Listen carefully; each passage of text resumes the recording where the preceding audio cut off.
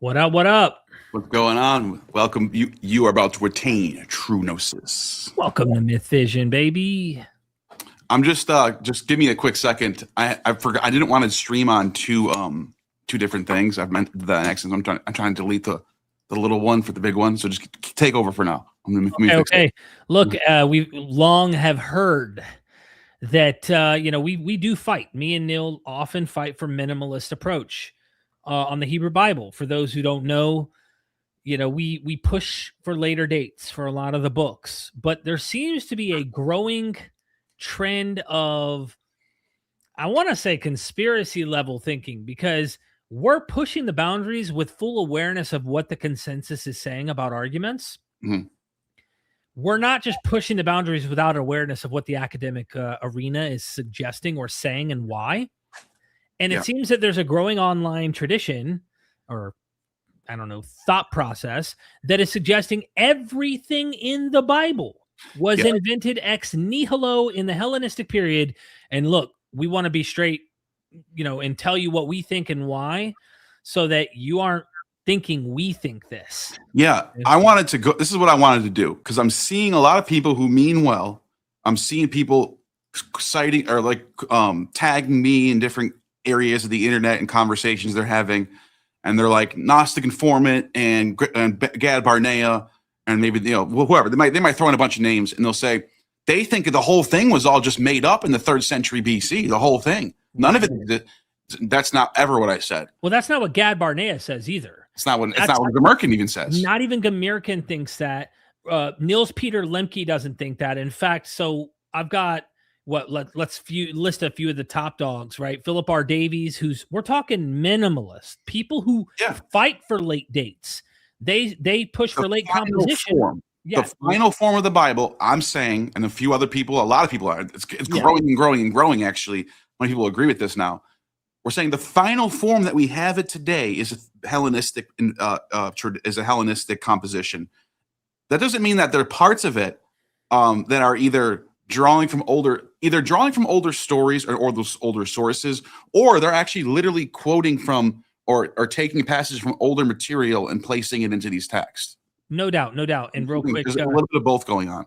Mother Wendyberg, love you. Thank you so much for being a member for 10 months. Real salvation goes out to you.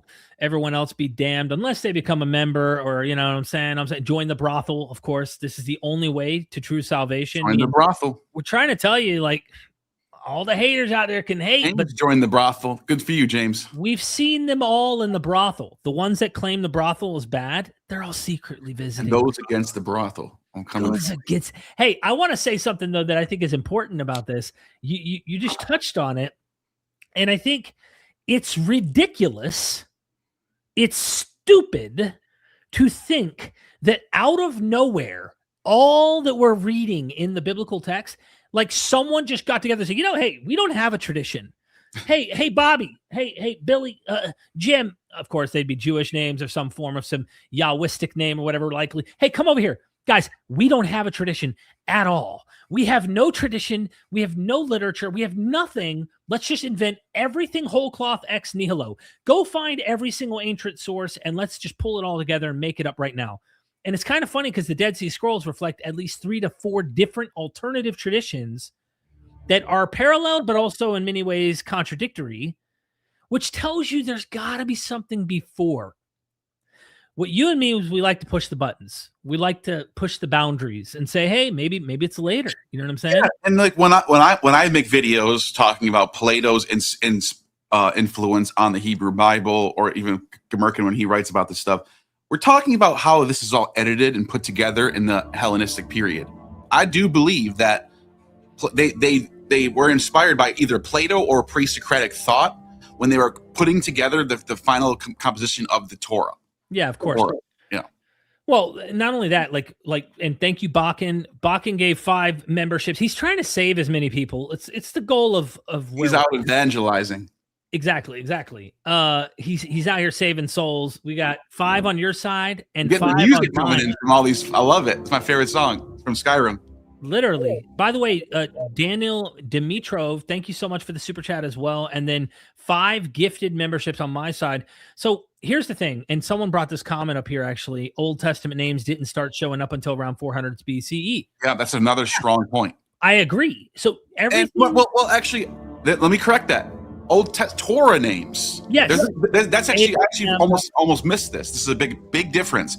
Names in Kings and Chronicles, and even maybe some names in the prophets, maybe some of them, don't actually show up, or do show up in the sources.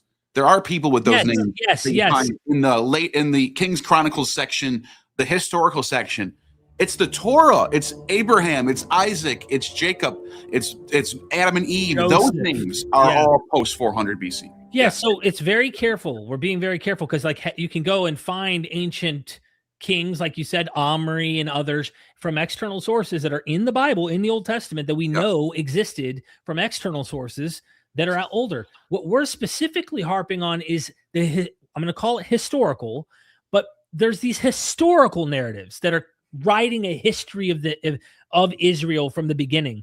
And when you read those, like Abraham, Jacob, Joseph, all of these Genesis accounts, even Exodus, we're questioning those narratives and saying, they're later likely. Now, when you get to the prophets, I do think that there is some ancient pedigree to some of this material. Did it look like we have it in the Dead Sea Scrolls? I don't effing know. I have no damn way of knowing. And even when I interviewed Ian Young recently, again, you and me both had him on, he's like, look, I can't prove that what we have in the Dead Sea Scrolls would have looked anything like the 5th, 6th centuries BCE in the way we have it now. But he can't help but think there's still a kernel of something that is remaining there. There's something in the midst of the growing, rolling tradition. That's what we all agree on. We all agree on this. There's a Judean tradition that is old. Right. That is as old as, like, the same way you would point to the Greek tradition in the Hellenistic period.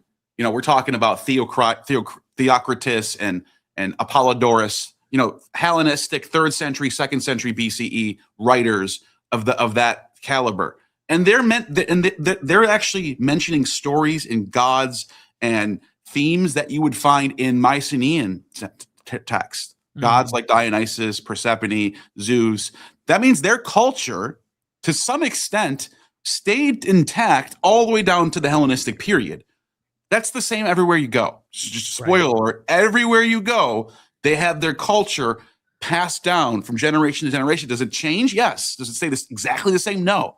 Right. But when we're looking at the Hebrew Bible, you're going to find elements, a lot of elements, if not straight up passages in general, that do go back to 7th, even 8th century BC in some cases. Yeah. I brought some examples. Bring up what you want. I mean, I think it's important to understand the final composition we're dealing with, or redaction, if you will, is not necessarily negating that there are older sources. We're saying that there's been so much, they have tampered with this material, and some of these narratives likely were invented late Persian into the Hellenistic period. For example, if there was ever a story with Moses, let's just say, pretend that Moses existed prior to the Hellenistic period, and it's not implausible. It's just we're looking at what we have, and then we're not trying to assume prior to the written literature we do have exactly what characters may or may not have been there. But when I interviewed Gad Barnea recently on this whole Persian material, and I called you about it, we talked a little bit on the phone about it, even though you're busy as hell, so am I. We talked about it, and I said, listen, this burning bush episode, that is Persian fire worship all day.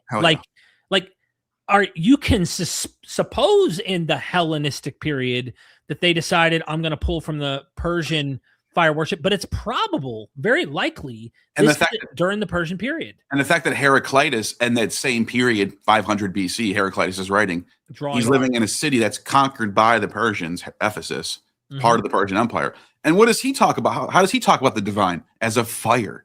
So that's how you know these ideas were actually influential all the way to where Ionia is. So, like, yes, you should find other places where this fire worship idea is being adopted, and that's yeah. So you brought what you brought. You feel like showing some of that? I mean, Yeah. So, okay. First of all, let's talk about the ball cycle, dude. Ball cycle. This is a translation from Cambridge in 1985. This is just one I just pulled up. It's standard. No, there's not much of a variation of this. What's going on? Maybe a few different words here. But it says, what foe has risen up against Baal? What enemy has risen up against the rider of the clouds? Surely I destroyed Yam. Now, if you know Hebrew, this is the word for the sea. Yeah. So you could read this as surely I destroyed sea. You can literally write that. Surely I destroyed sea, beloved of God, beloved of God, the beloved of God. Surely I made an end of river. Look, this one's translated as river. Mine, this is in sea. Yeah, mighty God. Surely I lifted up the dragon. I destroyed the crooked serpent.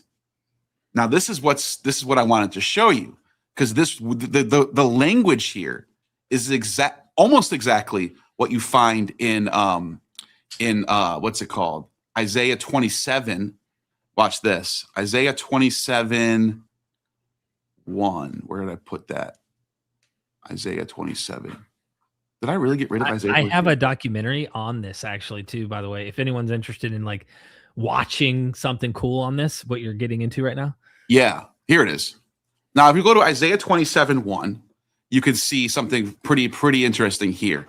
1 second. So let me just pull up Isaiah 27:1. And you can see, first of all, right here, it says to Lamech, to Leviathan, the Leviathan. Mm-hmm. And then it says Nachash, which means serpent, and then Beriach, which means swift. So he's saying to the swift Leviathan. And then down here he says right here he says, what's the word? Beriach, right here. Laharag, and then he says he will kill, and then Atta, which is like and then Hatanin, the monster, and then it says Asher, that is in, right? And this is the part that I wanted to show you. Yam. There's the God right there, Yam.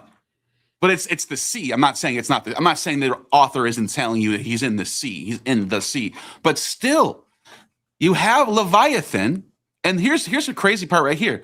Leviathan, and then it says Nachash, and then this word right here, aklatalon, which means akalaton, which means coiled serpent, coiled serpent, which if we actually go back to, so this word right here, Nachash, Hakalathon. Sorry about my Hebrew, I'm not really bad at Hebrew, but look at that, those two words right there that I just showed you.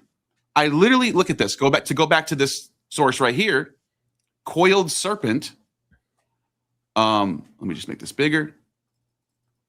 He literally describes him as the crooked serpent. Mm-hmm. Yeah. This has been a long fact that scholars have noticed. And I'm glad you went to Ugaritic, because you seem to have your eye, or you see things I'm not seeing online with these I guess you'd say hypotheses that, like, I would say no scholar is arguing, but many random people on the internet may be arguing. And what do they do with Ugaritic? I mean, like they're quickly trying to fight with Hebrew, but Hebrew is just a Semitic language that derives from the older forms of Semitic languages that you would find in Phoenicia. I mean, all along the Levantine coast, and literally we have a twisting, coiling serpent in a ancient 14th century BCE tablet, the original tablet, not like a later text that's been redacted and changed. We have the original tablet of him using the same terms to describe the sea, this deity, a son of El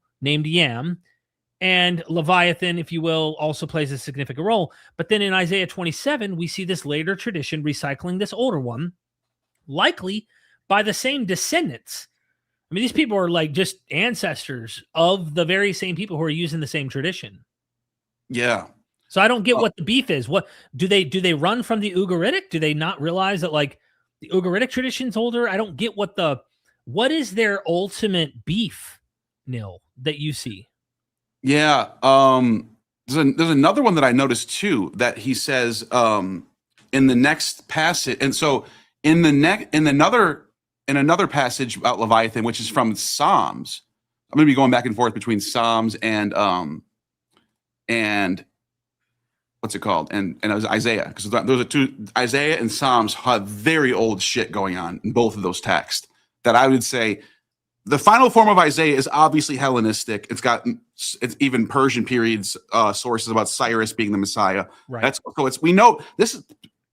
Isaiah is the prime example to show someone exactly what we mean when a text can have old elements and be a final form being later. Right. Isaiah is the perfect text to show you. Well, let me ask you real quick. Sibling oracles, Neal. Same thing. Let's see. Was it all written in the 2nd century AD? No. Oh, really? Are you sure about that? Because I think that a Latin scribe invented the whole tradition in the 2nd century AD. But guess what? We could find elements of being kind of mentioned and quoted even in the Apocalypse of John, which would be a late 1st century or even an early 2nd century material. And then you have other materials that are using it. And then you have this rolling material. So like textual traditions are constantly rolling. To argue complete ex nihilo sounds like a conspiracy theory. Yeah. Okay. Check this out right here. This word right here is be'otzka. Be'otzka. I think that's how you pronounce it. And this right here is yam. It doesn't say ha-yam. It doesn't say the sea. But what is this word right here? It means by your strength, yam.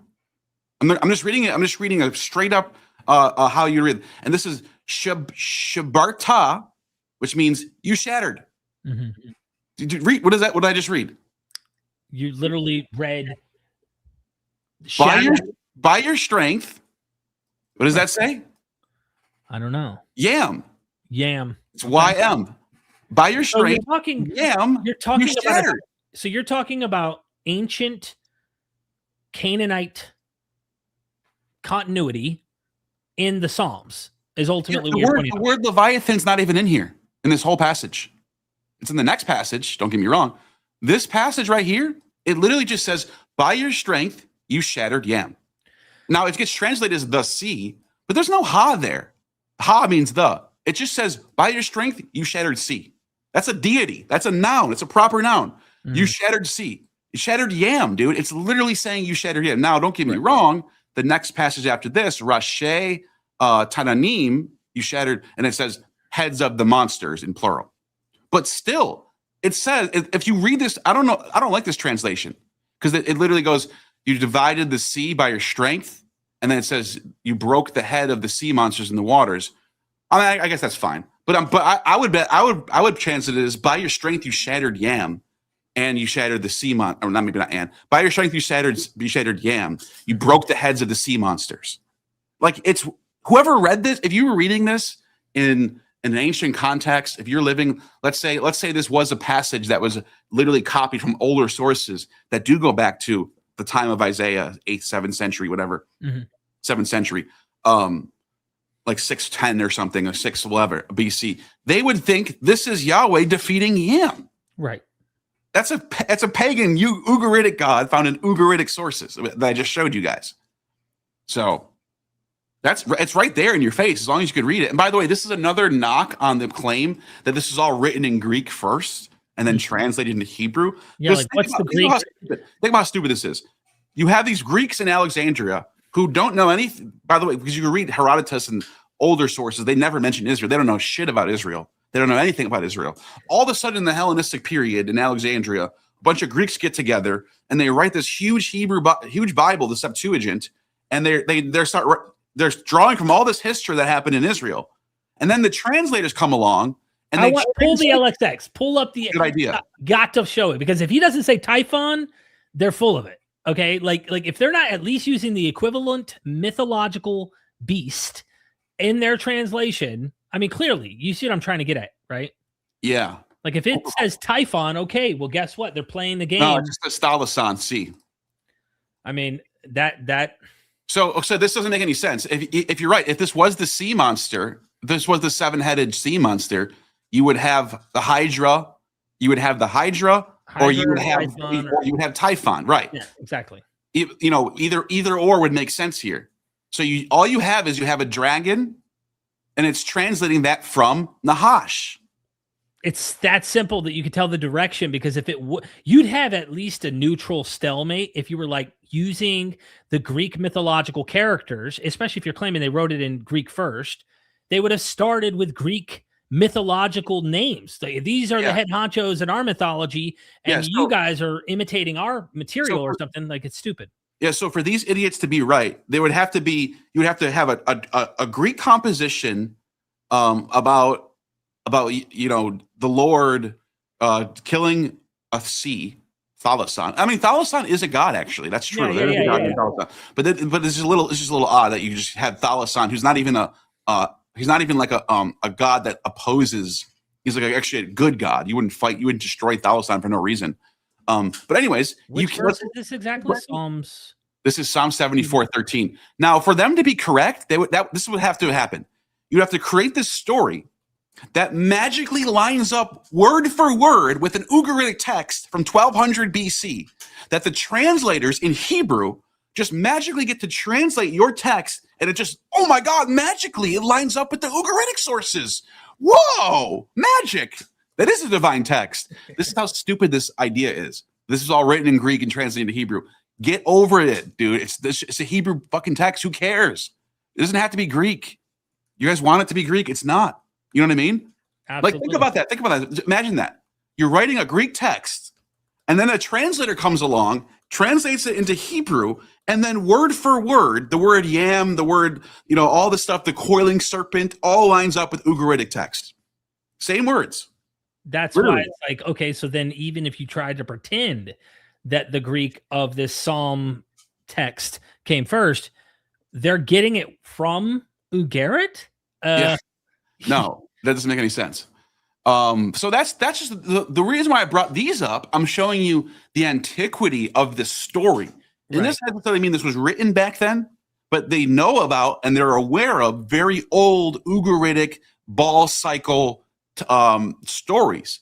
And that really does kind of tell you the antiquity of the Hebrew Bible at the very least. So another one, Psalm 22, people think this is about Jesus. I'm sorry to burst your bubble, but this is not even a prophecy. This is not a prophecy. It's not about the future. Psalm 22 is a poem about something that happened in the time of the writer. Now, so I'm actually going out on a limb here and saying I think Psalm 22 is very, very old. I would probably place it at the end of the 7th century BCE, right around 600 and 609 BCE. Now, why did I pick 609? Well, let's see. What does he actually say in this text? He says, many bulls have compassed me. Strong bulls of Bashan have beset me round. Huh? What's that? Why would this be about the future? First of all, Bashan. Let's just look up Bashan. Bashan is the ancient biblical religion, the Transjordan. So it's the region to the east of them. Well, why does that make sense? What's going on? Why are there enemies coming from the east? The gape upon me with their mouth, a ravening and roaring lion. I'm poured out like water. All my bones are out of joint. My heart is like wax, and my strength is dried up. My tongue cleaveth to my jaws, and thou hast brought me into the dust of death. Dogs have surrounded me, is what the Hebrew said. Company of evildoers have enclosed on me. They pierce my hands and feet. Now, what the hell is this about? Well, people have pointed out, rightly so, that it kind of sounds a lot like Isaiah. And I actually agree with this. So let's just go to Isaiah 53, and let's find out who is this about. Now, the context leading up to Isaiah. Oh, shoot. Super chat. The 70 is riddled with misnomers by supposedly 70 scribes. Yes. A text for the nation. Written in Greco knowledge. Why is it doing that? Doubling up. Yeah, why is it doing that?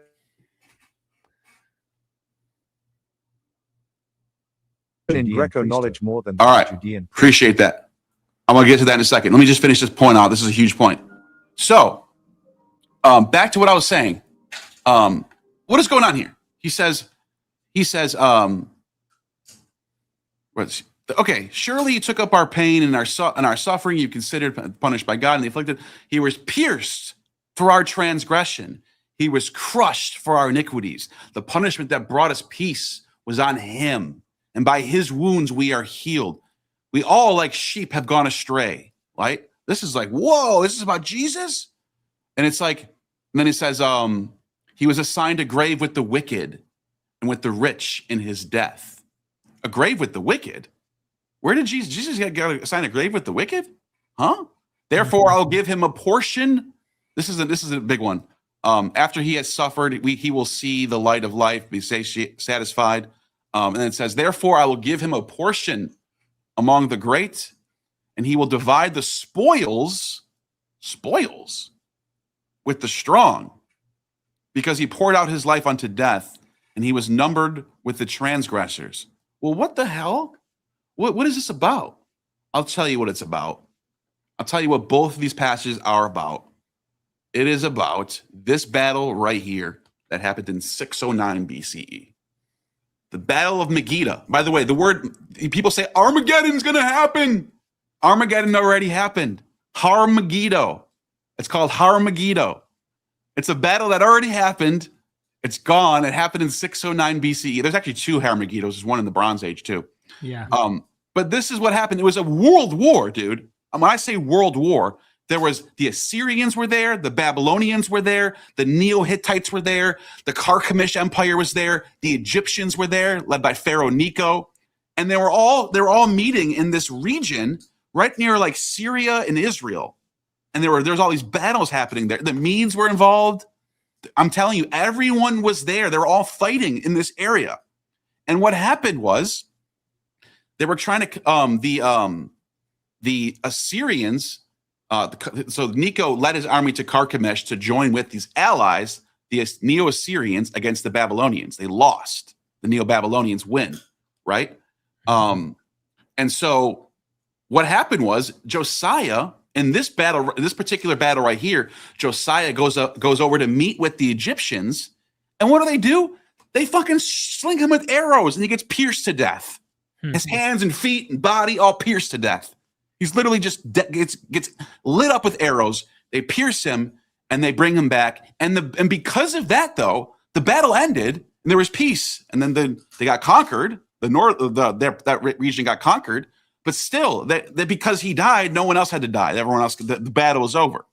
So he's like in a sense, it's an atonement. He took on. Yeah, he went up. He literally went face to face by himself. He could have stayed back and let his other people do it. He literally sacrifices himself for everyone else, gets killed. So we know this is about Pharaoh. We know this is about Josiah. Josiah was the anointed. He was the king of Israel. He was the one who, according to other texts, passed these laws that were the reforms against idolatry. So in the eyes of God, he was a great sacrifice because he was such a righteous king. He was perfect in all his ways. He made all these great reforms that ended Asherah poles and all this other Baal worship. So why would God take him? Well, God took him because he was a sacrifice, because we're all a bunch of sinners. And that's why we have to go to captivity for 70 years, which happened only a few decades after this, in 586. At _ dropped 15 Israeli new shekels super chat. So, greatest mistranslation. I will be that I will be. No, I am. No being but becoming. Thank you for that. Did you see my mail and video about Edom? Thank you. Real quick, before I end this, before I forget my last point on this, because Kings and Chronicles refers to this. Look at this. Nevertheless, Josiah would not turn his face from him, but disguised himself that he might fight with him. So he's literally going into the fight, and hearkened not unto the words of Necho from the mouth of God, and came to fight in the valley of Megiddo, Har-Megiddo, literally. So what happens? And what happened was, and the archers shot at King Josiah, and the king said to his servants, "Have me away, I'm so wounded." And he dies. Look at this. So, And also, he's a suffering servant he's a suffering servant. king slash. So his servant took him out of the chariot, put him in the second chariot, and brought him to Jerusalem, and he died. And he was buried in the sepulchres of his fathers. He's buried with all the sinners, all the kings who did all the Baal worship and stuff. He had a burial among the wicked. And all of Judah and Jerusalem mourned for Josiah. It's interesting because there are scholars who do think that Isaiah 53 and these other places are hinting at an individual.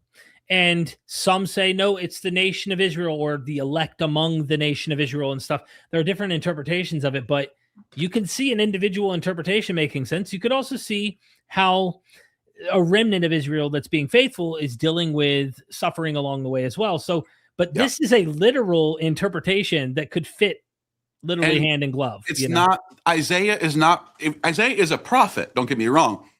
But when he's giving a prophecy, he says, let me tell you what will happen. The nations will be laid waste. He's clearly telling you what the prophecy. When he's doing poetry, because he's a poet as well, when he's doing poetry, it's not this secret code that you have to read between the lines. That's all later. The Essenes all do that stuff. The Dead Sea Scrolls, Qumran community, they think that's what's going on. The Christians adopt that. But at the time, this is poetry. This is Hebrew poetry, writing about events that are happening right now. King Josiah right now just got killed. That's why I think Isaiah 53 is an old, where at least at the very least, it's drawing from an old source being put into Isaiah. And the fact that there were 3 layers to Isaiah. Yeah. First, second, and third Isaiah. And I think it's second Isaiah that's hinting at naming Cyrus. Yes. Like, bro. Well, it does. It says you named the dude. Like, yeah. It's from which verse is it? Isaiah. It's from Isaiah 45:1. Let me just pull that up real quick. I just want people to see this because this is so crazy. So this is definitely from, and by the way, 53 is after this. So I'm not saying 53 was written at that time, but it's using sources that are definitely old. So that whether he quoted an actual source, the author, or they just rewrote something that's older, that's my opinion on Isaiah 53. And so Isaiah 45, it says, "This is the Lord." This is let me bring the Greek in this too. The Greek's actually pretty important for this one. 1853 Septuagint. Where is it? 1851. So look at this.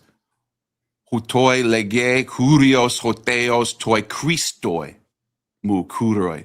So that's the Christ. Who's the Christ? Who's the Moshiach? Where is that? Yahweh Moshiach right here. To Moshiach. Who's the Messiah or Christ? Who is it? It's Cyrus? And it says it's God's anointed. It's not it's not some random anointed guy.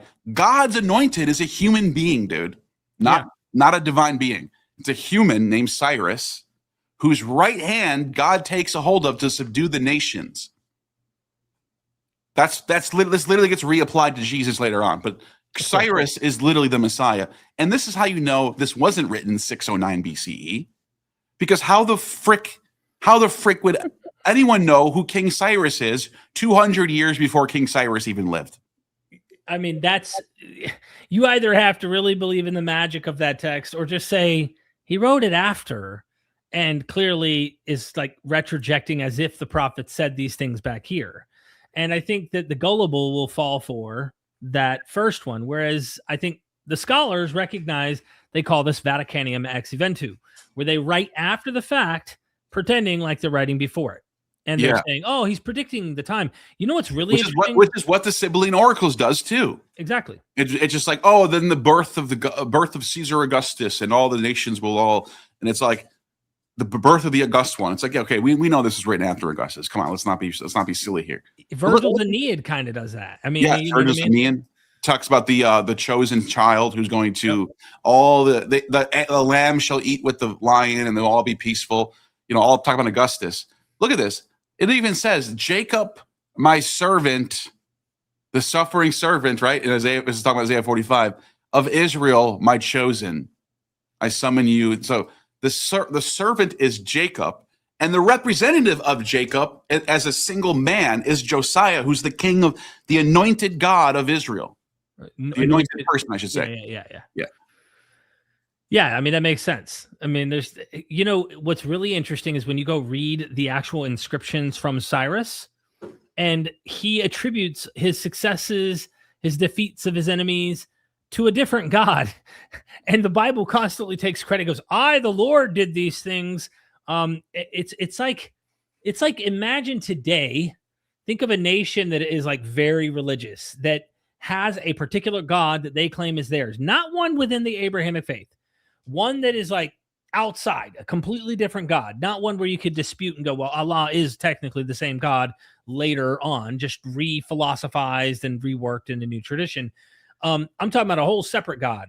Yeah. And the biblical author wants to take credit for what Cyrus the Great is doing, because it wasn't just Israel that Cyrus didn't just allow people that were in Yehud to go back and build the temple.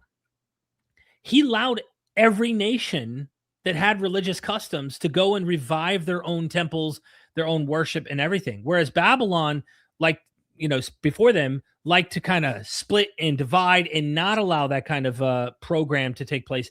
When you read actual Cyrus's inscriptions, you'll see the credit is to a whole different God, not to Yahweh at all. I just find it interesting that they hijack other people's kings because they play a role in there and say, oh, our God is the one who did this. And it's like, if you just read their inscriptions, it isn't your God. It's a whole different God that they're crediting for that. And I should clarify, the official narrative is that Isaiah did live almost 100, maybe 100, over 100 years actually, from the events of Megiddo. So he's an 8th century prophet, supposedly lives in. So they're even doing this back then. You understand what I'm saying, Derek? This is the story takes place in 609, the one I just showed you.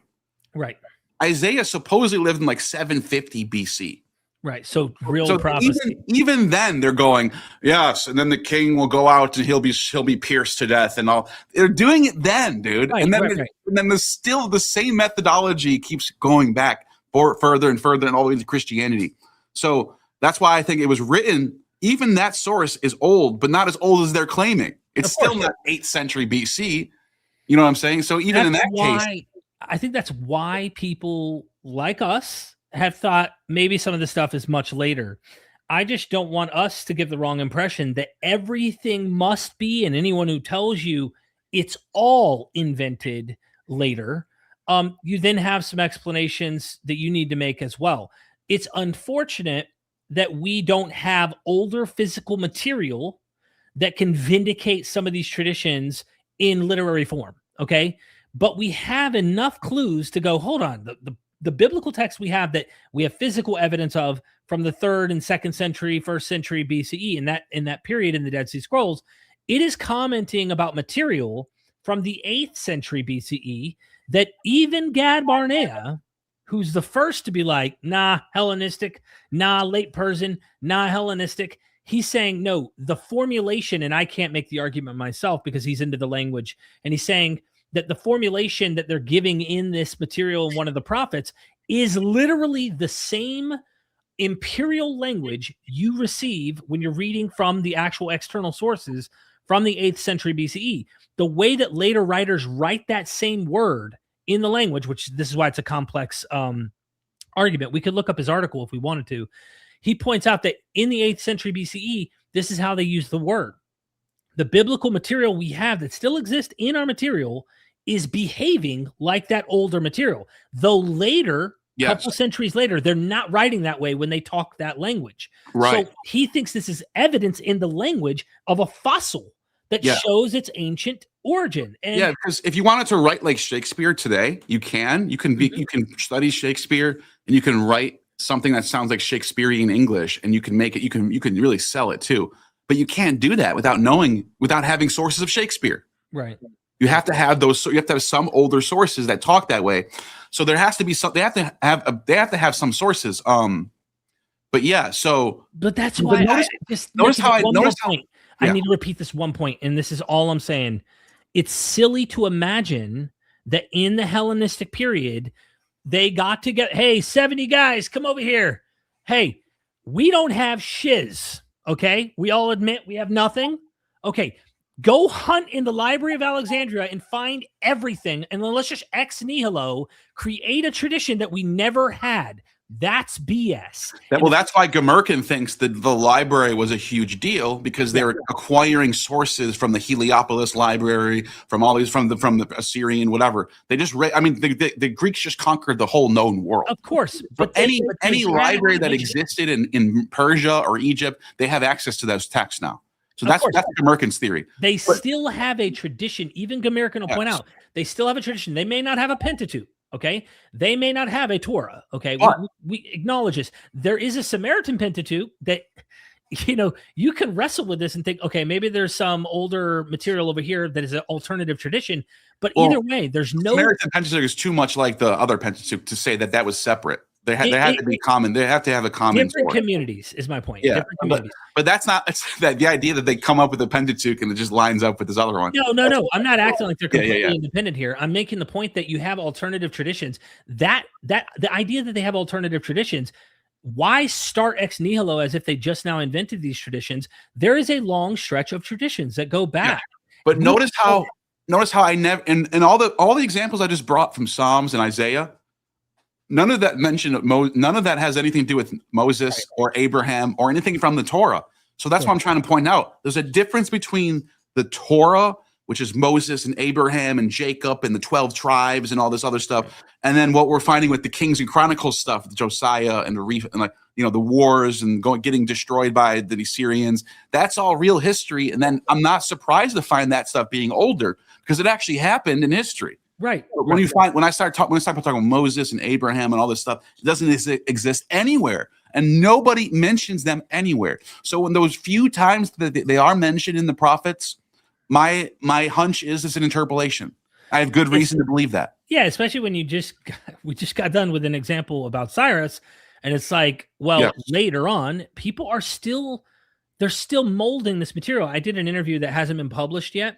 It's on my YouTube channel, but I haven't made it public because I got to make a thumbnail and title and all. And this scholar also goes into an argument about the idea that there's still a rolling text. He's in the same vein as Ian Young. He actually disputes that there's all these contradictions, as many textual critics try to make, because he's arguing that the way that the tradition is it's a living tradition. So it's more like, back the bards. Let's use the bards, for example. They would notice we have various traditions for Homer. None of them are like, oh, this is it, like the Masoretes counting numbers and shit, right? No, they oftentimes will like exchange words synonymously with another word when they're singing the bard or whatever, and they're trying to like give people Homer. Well, in the Hebrew Bible, he argues in his book, and of course in our interview, that that's what the biblical literature is doing. The scribes are experts. They are trained up in their tradition, and they're able to use synonymous terms to rewrite the tradition. His same struggle is mine, and he says it keeps him up at night. He goes, I imagine a century or two prior to the material we have from the Dead Sea Scrolls. And he said, I don't know what that looks like. I don't know how different the customs and traditions have changed in just a century or two prior to the Dead Sea Scrolls with what they had in material. But he does think there is a tradition. What it looks like might be radically different from the Dead Sea Scrolls, for all we know. But he thinks they are still dabbling with it and still adding stuff and still changing material. To argue that it didn't have this extended tradition is where I'm scratching my head going, why would you not assume that? We don't have, like, it's like assuming that the bards like ex nihilo in the 8th, 7th century invented Homer. They just invented it. We know that's not true. The same case. The final form of Homer. This is a perfect. This is why I brought this up on our conversation with Kip a long time ago. Yeah. The final form of Homer is 750 or whatever. There's debates on that too. But let's say 750 BC. But there's fragments of Homer, little pieces in Homer that most classicists agree are older, maybe even Bronze Age stuff, where certain stuff describes warriors with certain armor and helmets and spears that are describing Bronze Age, no mention of iron, that type of thing. but you don't date Homer to 1200 BC. You don't go Homer's a 12th century text, I think. But you also don't say it was invented ex nihilo. Exactly. You don't in say that period. Yeah. You don't say Homer was just written down out of nowhere. It could have been started. There could have been a person sitting down using another source and rewriting it. That's one thing. It's one possibility. We don't really know, though. We'll never really know what happened with that. Yeah, I think I got a classicist I'm supposed to get on sometime soon to talk about older material in Homer, and one of them is the Argonautic myth. That predates the Homeric material, and there's real good reasons why it would predate it. And I just think that we're missing the point of continuity with tradition. Like it just, for people who are struggling with and that's why when I see people like getting in these beefs online and they're like, the whole thing was just invented out of nowhere, watch Gnostic Informant. And like, I get it. Like maybe I do come off that way. And it's like, I'm not even blaming or getting mad, but like, there is some nuance here. It's not all just made up out of nowhere. There is some nuances here. You got to recognize. You're doing some damage control right now then. Well, I'm trying to make myself more clear. It's my fault, you know? Yeah. Look, we got some super chats, bro. We got to give some shout out to the brothel bears here.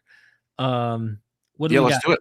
Let's do it. Daniel, thank you so much, Daniel. Is it Daniel Dimitrov? Love you guys. You are missing one. The Holy Trinity is not complete. Not today. Yep. It's we're in a dyad right now. So the dyad, yeah. We're in the dyads. Thank you for that super chat. Thank you. Yeah. Bakken in the house. Thank you for the super chat, Bakken. The LXX is riddled with misnomers by supposedly 70 scribes, a text for the nations, written in Greco knowledge more than that of Judean priesthood. Well, 70 is a big number in the Assyrian side. Dagon and the 70 gods that serve Dagon. So having 70 scribes, and I think even Ugaritic, there's like 70 gods there too. Right? Yeah, there's 70, bro. There's 70 sacrifices, 70 lambs, there's 70 gods, there's 70 in Hittite too. Hittite too. So I wouldn't say, and I agree with Bakken that there is Greek knowledge in the Torah in the LXX for sure. I definitely the final form has got all this updated philosophical language, you know, the pneuma and all that stuff, the ruach, the spirit, the breath of God. I think that's all Greek stuff. However, 70 is ubiquitous in Babylonian, Assyrian, the Kisu festival where they literally sacrifice 70 bulls, and then the other one they sacrifice 70 lambs, and it's for the 70 gods that serve under Dagon. And in that pantheon, they have a Baal who's the son of Dagon. Dagon is that L of that pantheon. You literally, because it's like Baal, son of Dagon. It's like, oh, Dagon's a pretty badass name though. Let's keep it real. He's the chief deity, dude. He's no joke, dude. Dagon's a real one. Watch and he's not a fish god, by the way. He's not a fish god. Dagon has there's no mention of Dagon. And the reason why people think that is because the name Dag by itself in Hebrew or Phoenician would mean fish. So people there was good reason to think that, like, oh, fish, okay. But he's not. He's an agricultural, he's like Zeus or you know, maybe even like Saturn, Kronos, I think I would put him as. But anyways, somewhere in between Zeus and Saturn, I would say. But yeah. They said Enlil on that, Enlil and Kumarbi. So that he, you know, Zeus, Enlil, Kumarbi, It's never a 1-to-1 though. It's always they might have some attributes of Zeus, but then they might have some other of Kronos or something. Right. It's never a 1-to-1. Even Jupiter and Zeus from Roman and Greek have some differences. They're not identical. You know what I mean? Bakken, you rock. Thank you so much for the super duper. I cannot pronounce your name, but you got some shekels. So now people can clip this. Ashal. People can clip this and finally say that Neal has been secretly being funded by Israel. I could just read the name, yeah. Because I can read the name. Greatest mistranslation. I will be that I will be. Yeah, I will be that I will be. That's like a common thing. He's saying, no, I am no being, but becoming. Huh. That's interesting. I guess that would imply Parmenides' influence. If that's really what the translation is, then he's talking about, then that would be a fucking, I'm not big into the whole, because I know there's a whole lot of debates on what this means and all this stuff. I will be that I will be is like, yeah, I guess that's a great if he's right, this is a great mistranslation. But I've no being but becoming. If that's really what the translation is, we're talking someone who's influenced by Parmenides. So which could be, which why not? It's in that we're talking in that time period. So dang, bro. Bakken in the house again. Oh, he asked me a question, didn't he? Go back. I got another. Oh, yeah. No. I thought you answered him. Okay. Oh, did you see my mail? I haven't seen the video yet, but I saw the mail. I haven't got to it. I will get to it. Thanks for reminding me. Appreciate it so much. Bakken in the house says Torah consciousness begins with Simon the Just. The Torah had annals, records, and prophets, and floating mythologies used in teaching prior. The LXX uses Simon. He mentioned this in an audio, I believe, to me earlier today. You hear me right now? Yes. Okay, I just gotta make sure I mute myself. Okay. Yeah, Bakken, I'd like to see the sources just to get my head wrapped around what you're arguing specifically. But I think he said the Torah consciousness begins with Simon the Just. The Torah. Oh, okay, I get what he means. There's an actual historical figure named Simeon the Just. You can look him up, and supposedly I'll look him up. I'll pull this up. Supposedly, this guy lived in the 3rd century BCE. The sources about him is like Josephus, and Sirach mentions him, I guess. I didn't know that. I have to look. I have to find that. So maybe he's a real person. I don't have a reason to doubt that yet. But what Bakken is saying is that this is the first person. This is the oldest account of somebody who's like Torah observant or whatever, or like Torah mindseted or whatever you want to call that. You know what I mean? Like this is a guy named he's dated he's placed in this part of the history.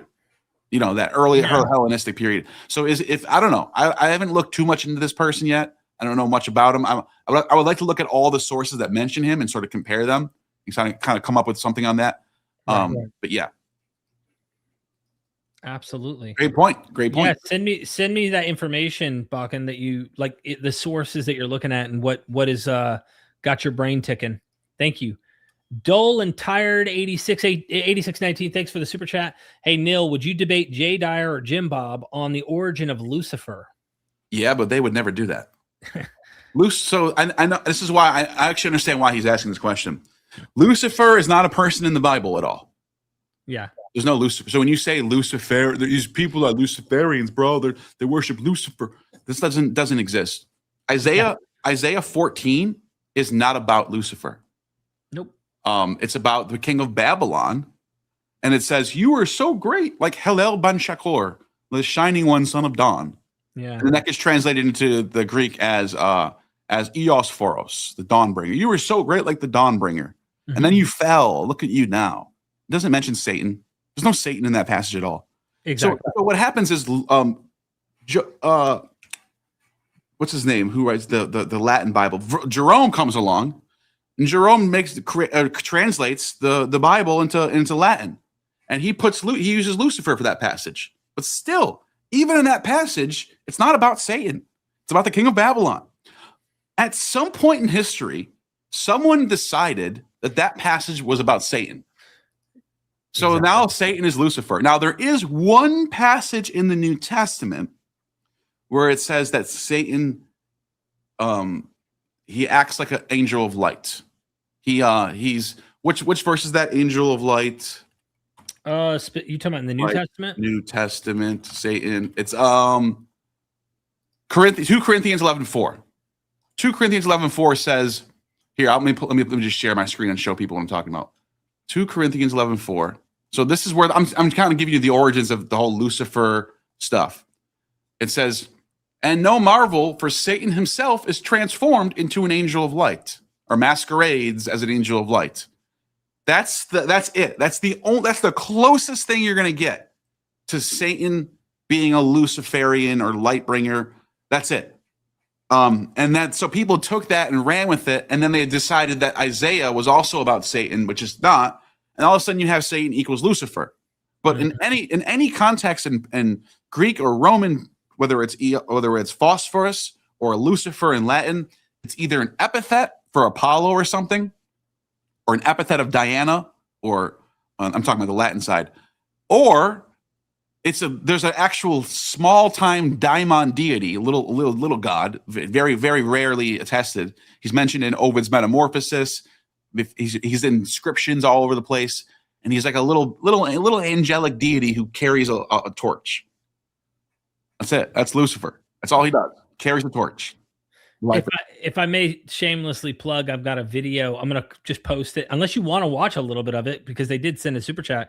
It's about this Lucifer thing, and I go to an ancient mythology prior about a god named Athtar, and I tell the story about Athtar. Athtar was simply, to put it in to the chase, Athtar goes back to Canaan. It goes back really further to ancient Mesopotamian myths, and Athtar went to go sit in Baal's chair. His feet didn't touch. So he couldn't fit the throne when he went to go try and take the throne of Baal. Notice in the context when it talks about, Lucifer, you try to ascend and make your throne above the throne of God, et cetera, et cetera. You try to ascend above the clouds, all that. Well, that's Athtar. Athtar tried to do that with Baal. He didn't fit the throne, and then, of course, was cast down. And this is a polemic. It's actually a political polemic, like you said, against a Babylonian king. And it's actually using an older myth, older than the biblical myth, to make a shameful jab at the current Babylonian king, or the one they're addressing within that prophet's material. It's hard to use an analogy that I could think of off the top of my head for modern example, but anyway, I have a documentary. Let me show people what I mean by Isaiah 14. While we're on this topic, so I got all three versions here, so we can look at this. Mm-hmm. So he says, you'll take up this taunt. So it starts off, as Isaiah is the Lord will have compassion on Jacob and Israel. Obviously Israel and Jacob is the suffering servant for the millionth time. Everyone knows this, except for Christians for some reason. And then he talks about Israel will take possession of the nations and make them male and female servants in the Lord's hand. That's a fucking crazy prophecy. Israel will take possession of the Goyim. That's literally what it says. Yeah. They'll take possession of all of us. Oh no, that's never going to happen. Well, it looks like some people think it will. On the day the Lord gives you relief from your suffering and your turmoil, he is forced upon you. And then it says, you will take up this taunt against who? The king of Babylon. The king of Babylon. You want to know why? You want to know why Isaiah's writing this? Because they're being conquered by the Babylonians in this time. Duh. They're kind of pissed off. I mean, they're pissed off at the Babylonians. And by the way, Babylon is the ruler of the nations at this time. The Babylonian is the king of kings, the Lord of lords at this very time. Nebuchadnezzar, king of kings, Lord of lords. They're the leader of the Goyim. So what does he say? He gives us he says, take up this taunt against the king of Babylon. He says, what does he say to the king of Babylon? Notice, not Satan. He says, he says, where is it? 14, I think it is. Wait, which version is this? He says, take up this taunt against the king of Babylon. The Lord has broken the rod of the wicked, which in anger has struck the peoples with unceasing blows. All the lands at rest are at peace. Even the Jupiters and the cedars of Lebanon gloat over you.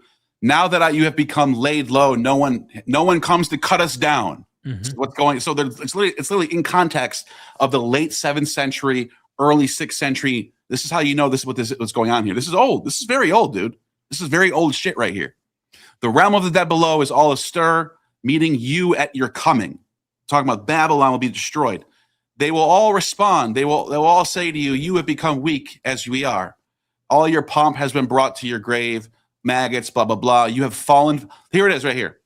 Have you fallen from heaven, morning star, son of dawn? So here it is right here. Yep. Shamim. That's where the Latin Lucifer comes in. Yeah. Shamim means heavens. Hallel means shining. That's all it really means, is shining. Right. And then right. Ben Shachor, son of the dawn. And then what does the Greek side do? The Greek side goes, ho eos phoros, or heos phoros. Sorry about that. Heos phoros. So it literally just takes that whole passage and just brings it into one thing and says, Dawnbringer. Eos means dawn. Phoros means bringer. So you're literally the let me see if they have a Latin version in here. Let's see what the Latin. Let's see if we can find Jerome's Bible in here. Latin Vulgate. Boom. Watch this. Ready? Mm-hmm.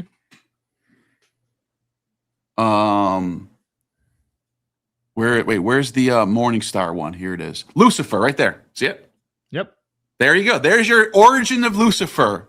I just showed you how every single text is just mistranslating, or not mistranslating. I shouldn't say this is actually a fine translation. If you Misunderstanding what is going on here. Exactly. The king of Babylon is Lucifer. And it's not saying Lucifer is bad here. Think about the context. It's saying you were like this morning star. You were so high up in the sky. You were bright. You were star. You were shining. You were light bringer. And then you were brought down. You were brought down. I say, I will ascend to the tops of the clouds and make myself like the Most High. But you were brought down to the realm of the dead. See what I'm saying? Yep. You were brought down, katabasen. The katabasis. Katabasen. So you were brought down to the realm of the dead.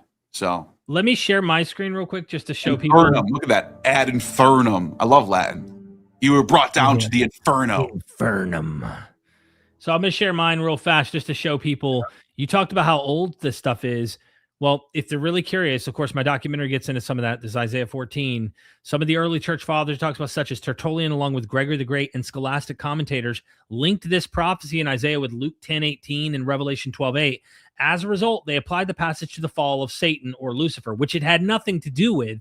But because there is a fall of that old dragon, they just took it and made connections and said, well, he falls here. Therefore, we're going to connect him to what's really likely more Leviathan. It's a dragon. It's a Leviathan. It's a chaos monster. The mythology and Revelation, which we've talked about the Greek terms having actual deities mentioned in the Apocalypse of John in Greek. But then he goes on and on. Okay, where I wanted you to look at is this. We talk about how old this is. The key word for resolving this problem is Hallel, rendering it first as an imperative of the verb signaling how, son of the morning for your fall. Then it was connected to the verb to shine. Wait, where did they get the how? Who wrote this?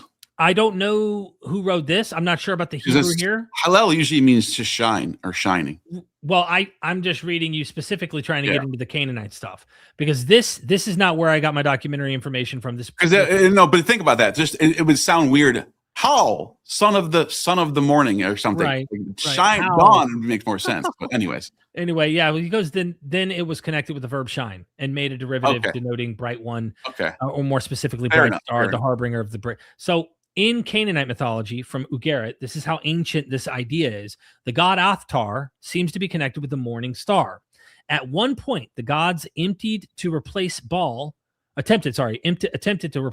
Athtar, but he declined as he found that he was unsuited for the position. The throne was too large for him. Athtar was the son of the Ugaritic god El and his wife Asherah. Athtar was the chief god in the South Arabian pantheon, known there as an astral deity, the planet Venus, the bright, morning star. In the Ugaritic world, he was known as the terrible, awesome one, or as the lion. Some have translated the first epithet as flash of lightning. The Ugaritic text 49, column 1, tells how his greed for power caused him to ascend the vacant throne of Baal, who had been dealt a death blow by the god of death, Mot, in the Baal cycle. Assisted by his mother, he attempted to fill the vacuum left by Baal, but he was unable to do so. His feet did not reach the footstool, and his head did not clear the top of the throne, so he descended, a katabasis, from the throne of Baal, stepping down so that he might rule over the grand earth. Notice he's brought to the ground in that text you're reading, to the earth. He's in the heavens. He's a god. He's being brought to the earth. Like Isaiah's Lucifer, he had aspired to ascend to a throne above the heavens, but suffered a fall. And I point out in my documentary, dude, this is no doubt ancient, but you can see why it would have worked. I don't think Athtar would have been significant in the Hellenistic period as a model. I think it would have worked in the 6th, 7th century when Babylon, Assyria, and Persia are still head honchos in the world. I doubt people are concerned with Athtar. Yeah. But then again, I think it just might be simply you were high in the sky and you're bright as a star. And that's just like, it's not even talking about a deity at all. It's just talking about the king of Babylon. Of course. And it's funny because I actually, I'm not saying that because this prophecy technically does get fulfilled by the Persians defeating. And he even says later in Isaiah, it literally says, I will use my anointed one, Cyrus, to destroy the Babylonians. And that's where that prophecy gets fulfilled. Right. I don't think this is being written by somebody in the 600s. I think it's being written by someone in the 400s, 500, or before Cyrus. It could be Persian period, though. That's what I'm saying. It doesn't, but yes, but I'm not saying it's Hellenistic either. Yeah. I'm reserving judgment and saying this is how I think it's old. And I think it's referring to old sources. It's referring to the old events of Babylon conquering the Judeans. But the fact that he's like, I will bring you down to the nations, and not only will I bring you down, my anointed Cyrus will do it. It sounds like it happened after. This is all written later. Yeah, after that, but it still would have had to land. And I do think that there is a strong case that the Athtar myth is behind why this trope works. There was a very well-known story where this deity does try to ascend the throne of Baal. And because of his hubris and attempt, and he doesn't fit the throne, just like that description of the Babylonian king is, I think it works because that was a well-known story. That's what I'm getting at. That's interesting. I would like to see that story. Yeah. I actually covered in that documentary. It is true that Ishtar, where the name Athar is connected with, is the planet Venus, the morning star. There's masculine and feminine, of course. Yeah. So it would make, if there really was a myth about Athar, it's in the Baal cycle. Yeah. It's literally in the same. Then I would agree that Isaiah is comparing. That's what he's doing. King of Babylon to this star. Yeah, it's a mockery of the king because everyone knows about what happened when Athar jumped on there. So it works because they know about this older story. That's what I'm getting at. Sure. Yeah. I'm not saying it's literally that story. I'm simply saying it only lands because of the hubris. Like today, we have such a common story about Satan's fall. If a political leader does something out of hubris and then ends up getting killed or something happens, people go, just like Satan, you've fallen, you evil man. You thought you would be higher than God, just like Satan. Well, that works because people know about the story of the fall of Satan and the angels. They could use it as a trope. And I think that's what they're doing with the Athar story, because that's the same story. It's in the same text you brought up earlier about Yam. It's in the Baal cycle. Yeah. Same thing. And it's from Isaiah too. Isaiah. So whoever's writing Isaiah is knows all these Baal cycle stories. Bingo. Yeah, I would say. I just looked it up. It says the Baal cycle tablets of Ugaritic. Baal is killed. His descendants are, and that might be comparing Josiah to Baal, the Lord, right? Right. Baal is killed. Athar attempts to take his throne on Mount Zaphon, but when he sits on Baal's seat, he's too small, and then he doesn't reach the top, so he descends back to earth. Right. You see what I'm saying? He's $2 super chat. Return Pahlavi Reza equals Moshiach ben Yusef. Where is that one? Oh, right here. Return Pavla Reza equals Moshiach ben Yusef. That's funny. Because he's saying like Pahlavi Reza is the Persian royal dynasty from the previous dynasty that ruled before the Muslim, or they were Muslims, before the Shia, before the regime right now. Right. So before the regime right now, there was Pavla Reza and his father. So he's saying that him coming back is the Messiah, like is the new Persian king and the new Cyrus. It's funny. Good joke. Wild. Oh, you missed this one. Praise like hallelujah, Parmenides in Hello. Yeah. Hello. Hello is the first part of hello, Yah. So there might be it might be something like that too. That's the same word. There's two different words. One of them is praise, Hallel. The other one is shine. So they're like it's like the words chair and chair are the same, but they mean different. It's the same word, but there's two different meanings for it. You know what I mean? Yeah. Sorry, we missed that. I didn't see it. No, I think he might have a point with the Parmenides thing. If that's really the translation, then I would say there's some sort of Parmenidean influence on this text. And Parmenides he lines up a lot with this type of thinking. So he's the type of Parmenides is a type of modern thinker who's like doesn't care about idolatry or all that. Like he would be something they would draw from. Is what I'm saying. Mm-hmm. Interesting. Thank you for that. I appreciate that. Another one just came in. Wow. Keep them rolling. Bakken, thank you. Hasmonian period scrolls, a significant portion of Deuteronomy scripts, such as 4Q. Danny V's dropped $5 super chat. Hasmonian period scrolls, a significant portion of the Deut. Scripts, such as 4 to the power of C, 150 to 75 BCE, and 2 to the power of A, 50 to 25 BCE. To the power of to the power of 50. Yeah. Yeah, I mean, this is like the Dead Sea Scrolls attest to what we've been saying, is that you cannot find a physical piece of the Torah that goes back before the Hasmonean period. Of course. Nothing.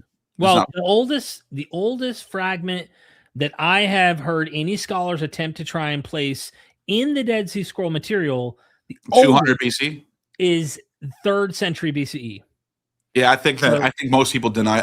But that's like one. Yeah. It's not the whole. It's like one. I know. I've heard this all the time. I hear this all the time from people. It's 4Q Samuel B. But most people say it's not. Most people deny that though.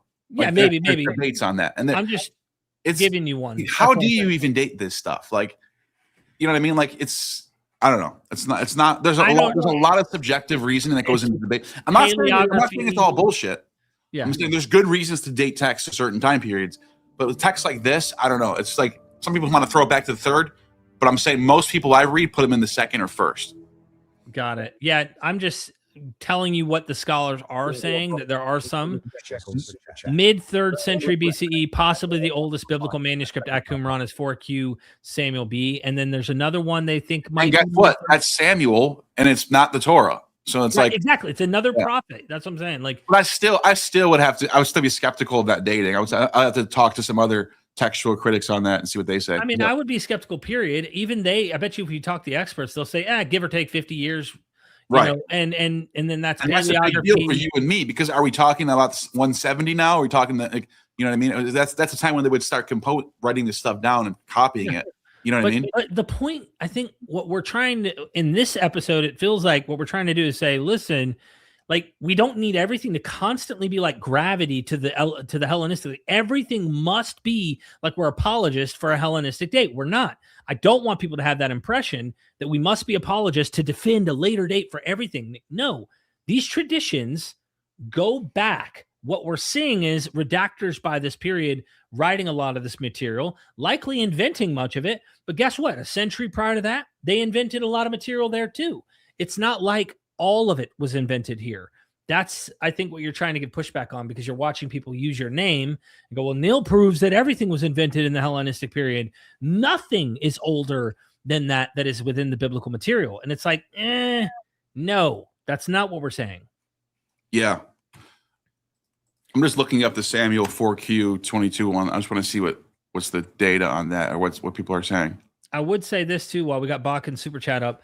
I did do a video covering the Ark of the Covenant, and there are these, we'll call them reformations throughout the biblical text that you find from like Moses, Joshua. There's these, and the fact that the Ark of the Covenant is being taken from here to there. There are some oddities throughout the narratives that we find about the Ark of the Covenant and these revivals that happen. Josiah's revival, Hezekiah's, you find King David with Solomon. Like, all of this seems like romanticizing material that there's too many plot holes in the narrative that I do think it's written much later.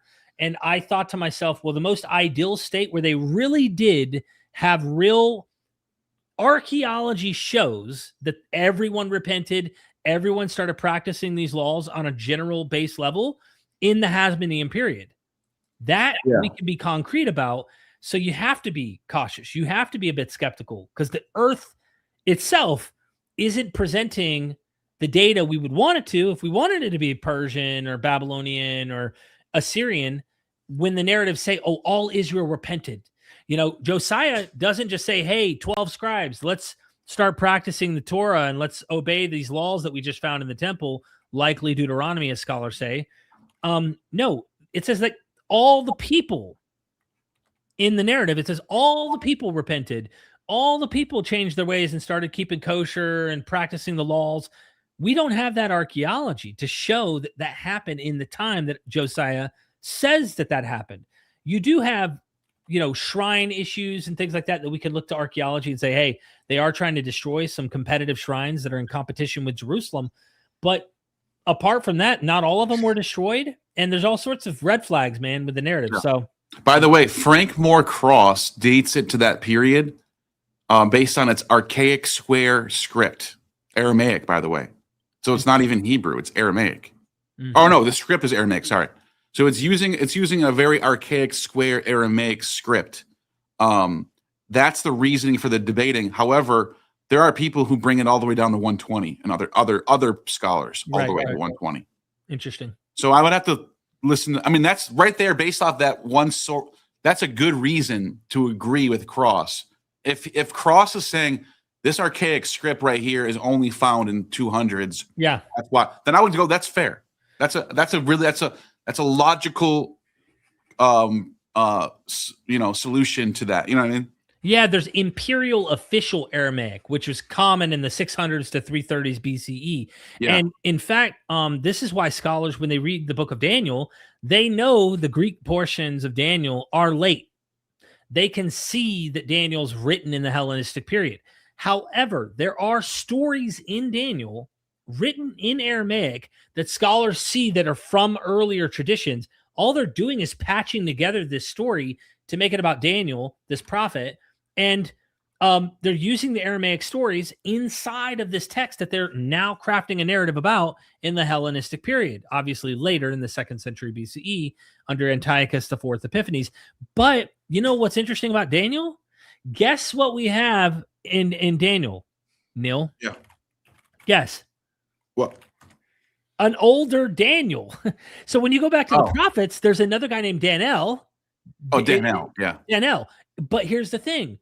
There's so much overlap. There's been scholars who identified the later prophet Daniel, who is a wise man who can interpret dreams and all that kind of stuff, that this guy's looking to the prophets, but in Ugaritic, there's a Danel, literally a Danel.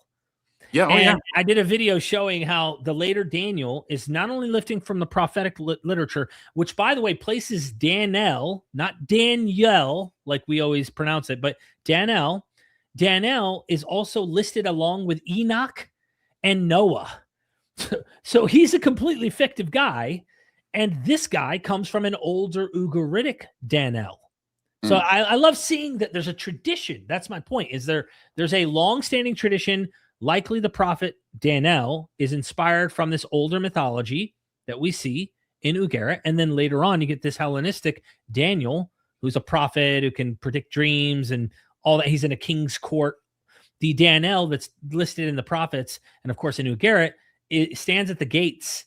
And of course, there's an interesting story there. So if anyone wants to check it out, go check it out. Yeah. There's another super chat coming in from Bakian in the house. Why is it echoing? Because you got it going more than once. I don't think so, though. Shut down all regional temples around 130 BCE. Burned down Dagon, the Samaritan temple, forced converted Ido-European. John Hurt, sorry, I wasn't reading. I was trying to fix my. Why is it? I have no idea why it's echoing. It's weird. I'm trying to fix it. I'll read it. It just says John Hyrcanus's military campaign to shut down all regional temples around 130s BCE, burned down Dagon, the Samaritan temple, forced converted Judea, if you will, Idumea, if you will. Now, here's the thing. I was just talking to Bacchus earlier about this, Neal. And I love when I hear guys like Gamirkin, rest in peace, man. I wish this guy was still around because he was cooking up something. I was talking to him on private on the phone before he died. Weeks before he died, I was already talking to him about the project he's working on with the prophets. He's going in, he's finding some interesting shit.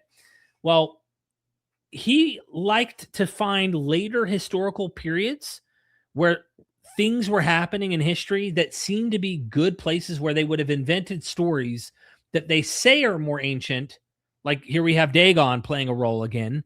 And I don't know what he would have said to this, but he liked to look later and say, hey, it looks like the biblical author may have invented this story around this time in history because of these events. and Yeah. here's why. And then he'd look to the biblical text and he'd find precedent for it and show you. Yeah.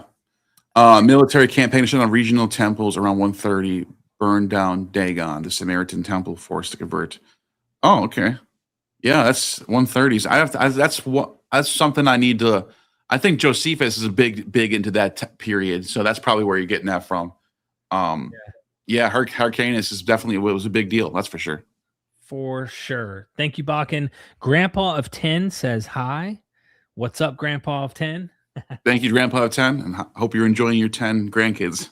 Absolutely. Did we get this one yet? No. Okay. I don't know why we're missing the. No, because they come in at the same time sometimes, and it's like weird. Okay. Sorry about that. Thank you, Asaph. Burning Bush, man. Everlasting fire. Rabbi Giorgiani. Get it? Yeah, he's a Persian. By the way, Giorgiani. Speaking of Hyrcania, do you know the word Giorgiani is cognate with Hyrcania? Mm-mm. So Giorgiani, Gorgon. So Georgia, the country Georgia, that's where Giorgiani comes from. Means like from Georgia. Giorgiani. Gorgon, where we get the word Gorgon from, like Medusa. Yeah. And in the going through the Semitic translation ends up being Harkon. And then Hyrcanus is someone from Georgia. Gotcha. Hyrcanus. Yeah. Interesting. So Giorgiani literally means Hyrcanus. Jason is as Jason Hyrcanus. It's the same way. It's the same word, just different translation. Talk to that guy in anytime. He's coming on my channel very soon in a couple more days. Interesting. What are you talking about? My audience fucking loves Giorgiani, dude. They fucking love it. That guy. What's the topic? He wrote a book about what is it called? He wrote a book called the hold on. Let me just pull up the book so I don't get the name wrong. He wrote a book called Fundamental Thinkers. Okay. And it's basically about the like Plato, Nietzsche. He's got a chapter on, hold on a second. He's got a chapter on Heidegger, Nietzsche, Hegel, Kant, Aristotle, Plato. Is rating new shekels super chat. Galileo from the Galilee? Galileo from the Galilee. That's what the name means, though. It means like Galilean. It's just like it's an Italian name that has a Christian meaning. You know what I mean? Yeah. So Galileo's not really from the Galilee, but the name is like Galilean. That's what it means, Galileo. Interesting. Italian. Look, I'll tell you that what got me when I was like, is the whole remote viewing, bro. We went from like normal shit to complete like CIA, remote viewing and stuff. So the thing about that's a weird topic that I agree with you. I'm not big into that. I just was throwing. There is some like government what do you call it? Unclassified, declassified reports about like them seriously dealing with this stuff. Yeah, there's. You know what I'm talking about? Yes, I do. But I'm like, it came out of nowhere. We're supposed to talk about like Persian, like ancient Zoroastrianism or something, and then it went like. Well, if he's assuming that you are like, who introduced you to him again? It was I can't even remember. No, it was not the Gnostic guy. What's his our buddy. The Gnostic channel. Miguel, yeah. Did he? Sorry, Miguel. I just drew a blank. I can't remember. I'll be honest. But I was just like, that's what happened. That's what happened, yeah. We went from I have a good memory, dude. That's what happened. Boom to boom. And I was like. Yeah, but he was assuming like, oh, this is one of Miguel's guys. And look, he wants to go deep. Let's go deep. Yeah. I don't know what happened there. Hold on, dude. Look. All right, go ahead now. You know what I'm saying, like, bro? Yeah. But I think he's a fun, entertaining guy to listen to. I'm not gonna lie, like he's entertaining as hell, and he's a PhD and he's a full teacher. Yeah, I'm not trying to knock that. Yeah. I'm talking about like I've watched him and he's entertaining as hell too. He's not only a smart guy, but he's very. You can ask him any question about any philosopher, whether it's from China or America or Germany, and he'll tell you a big, in-depth answer on them. He's just a walking encyclopedia of philosophy. It's fucking kind of crazy to see. At Iota Kappa Omega Beta Omicron Signal 1111. Couldn't say the name in Greek. Super chat. Do not kidnap in the Decalogue would bring down all Abrahamic faiths for writing do not steal, focused on ending human trafficking. The Bavli, Rashi, Rambam, Ranban. They all agree. Do not. So you're saying the word that word tiganel, that's not, that means, so you're saying that's saying don't kidnap rather than just don't steal or don't do theft. I never thought about that. That's interesting. I mean, I would like to see the usage. I would like to see a list of that usages and see, is it ever used for just minor thefts, or is it always used for kidnapping a person, and then it makes its way into the Bible, and it's now all of a sudden we're translating it as do not steal. Then you'd have a strong case, Jakobos. So if that's the case, that's what I would do if I was you. If you wanted to make that argument, that is, this is just about kidnapping. This is not about stealing. That I would say, okay, pull up a list of all the times that this word is used. Is it ever used for just minor stealing? Then you're dead in the water. You're just game over. It could be steal. If it's never used for just stealing food or an item or something, and it's always used in this one context for taking people and trafficking, then you have a good case and you should write an article. Yeah, so I'm not sure I'm fully getting what they're trying to, what is their ultimate, point here, because I've read, obviously I can't read the Hebrew, but I've read that there's obviously condemnation of stealing people, stealing someone else's slaves, or stealing someone and kidnapping them and making them into a slave. I'm not sure I'm getting what their point is. Is it simply saying that modern people are? They're basically saying that the writer, whoever wrote this, was intending to say, do not kidnap people. As if like there was a problem with kidnapping in the time, human trafficking, whatever. Right. And so I'm not sure what he means by the Bavli, Rashi, Rambam. I don't know what that is. They all agree. Maybe. It would bring down Abrahamic faith, so, and I'm not sure. Whoa. Why would it bring down Abrahamic faith if they're outlawing kidnapping? That's what I'm wondering. Because are they saying that? You gotta think about. I don't know. Maybe I'm not reading it right, but yeah. Yeah. And the Decalogue would bring down all Abrahamic faiths for writing. Yeah. Why would they want it if they want to end it? This is what I don't understand about some of the Ammonites too. Is like they're constantly outlawing all this stuff in the text, and they're like, but they're all like, it's like, I don't know. You get what I'm saying. So like, there's times where it says like, don't do this, or this is wrong, or that, and they read it and they just look at the part where it's being outlawed, and they like, it says this word, like they're like little kids. I don't understand, but another example is in the garden when the Neoniskos runs away. It says his sindon fell off and he ran away naked. Right. That means he wasn't naked. If you can, basic, this is like basic IQ above 40. Sorry, but it means he ran away and it fell off. He wasn't naked before, because then you have to say he was naked. Then he put on the sindon and then it fell off and he ran away. Right. So he's not with a naked kid. Or Neoniskos is not even a kid anyway. So like, do you see what I'm saying? There's always weird word game plays these people play. Yeah, I'm not saying Jakobos is an Ammonite. I'm just saying. No, I might be reading into it a different way. I could be totally reading it wrong. That's why But I would say it couldn't you can't bring down Abrahamic faiths for them outlawing kidnapping. Even if you were right, even if your translation is absolutely spot on, and you couldn't find this word ever being used for stealing ever, and it's only used for kidnapping, and I would say, wow, that's a really good point. But it's still, they're outlawing it. They're not saying go out and kidnap. You know what I mean? It's doing the opposite. It's saying the opposite. So yeah, I don't think that's what they're trying to say here. I don't think they're trying to say that it's like going, yeah. I think the fact that if I'm reading the super chat right, mind you, it's this little tiny bit here. The Decalogue also condemns murder. How many times do we find murder? Even what shows looks like proof of religious trafficking. But why would they? Why would they? Yeah, why would they write a law outlawing trafficking? Well, people were stealing other people's slaves or kidnapping people, and it wasn't just in Israel. It's like a worldwide issue. Hammurabi's Code talks about this as well. Yeah. No one's denying that. But like, if they're sorry, Jakobos, but this is just funny to me. If they're writing a code saying "do not traffic people," why would that bring them down? it's just like it just doesn't make any sense, man. I don't know. It's evidence of religious First of all, what do you mean by religious trafficking? Yeah, I don't know. I don't know what you mean by that at all. Yeah. Here we go. He's back with another one. Okay. Low tignub is a capital offense, not a pickpocket. Well, we understand that. Yeah. I mean, murder is a capital offense according to the Decalogue.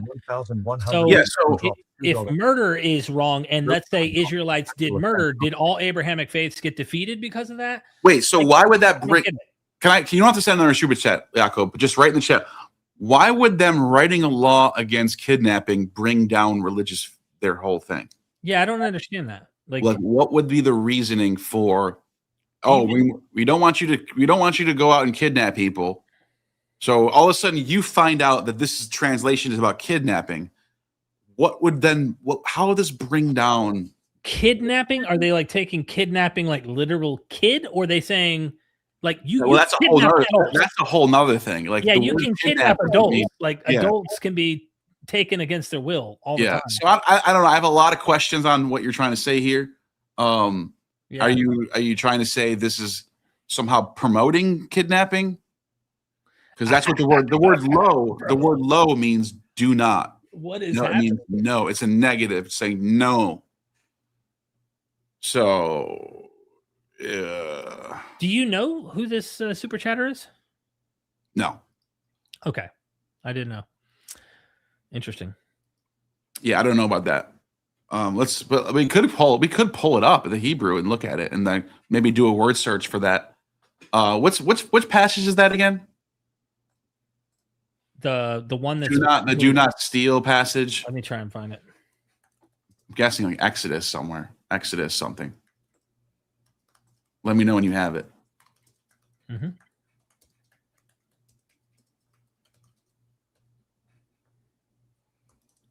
There's also one about taking slaves and making.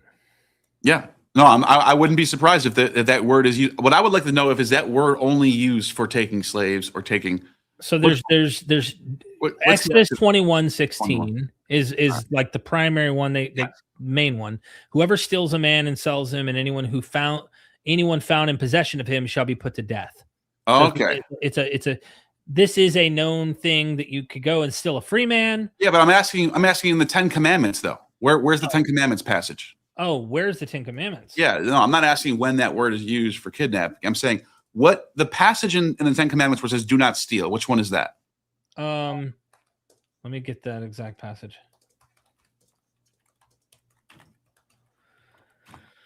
It is Exodus 20:15, which is kind of right close to a chapter before that. Okay, so he might actually have a case here about the kidnapping thing, but I'm just all right, so let me share my screen. 2015, right? 2015. You shall not steal. Now, if you're looking for the one about the stealing a person, it's 21:16. So low tiganab, and then saying you shall not. So it's only saying you shall not. So he's basically saying this word means kidnap. Let me see if I can find uses of this. Continue on with the next super chat. Well, he followed up, said something about Leviticus. So now he's talking about a different passage, I guess. I'm not sure which one. He just said Leviticus. He just said it's in Leviticus. So this word just means to steal. It means to take. It means to take. That's not you. It's steal. Now, if this is like kind of an Ammonite thing. No offense, Scott, man, but when you find that word by itself, I'm looking it up, and it's usages of the word. Here, look at this. Usages. Watch this. So, and I'm just pulling up Strong's just for now because it's very, very easy for people to see it, and I normally would use a different a better. But look at this.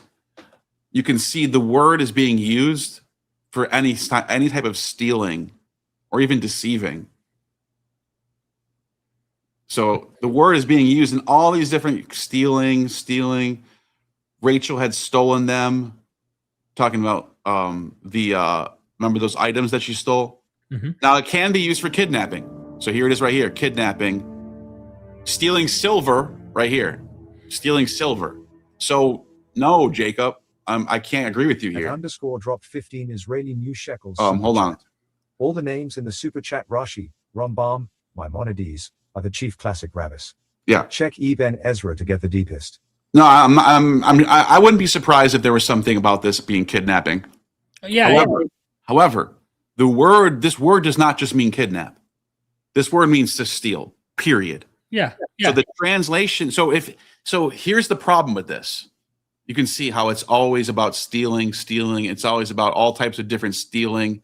Kidnapping does show up. Yes. Kidnapping, because kidnapping is stealing. Spoiler alert. Of course. Kidnap is to steal. However, when you go to Exodus 20 and it just says lo tignob, it doesn't say, there's no context about people. There's no context about kidnapping. There's no context about children. You're reading in here. You're putting things in here that don't exist.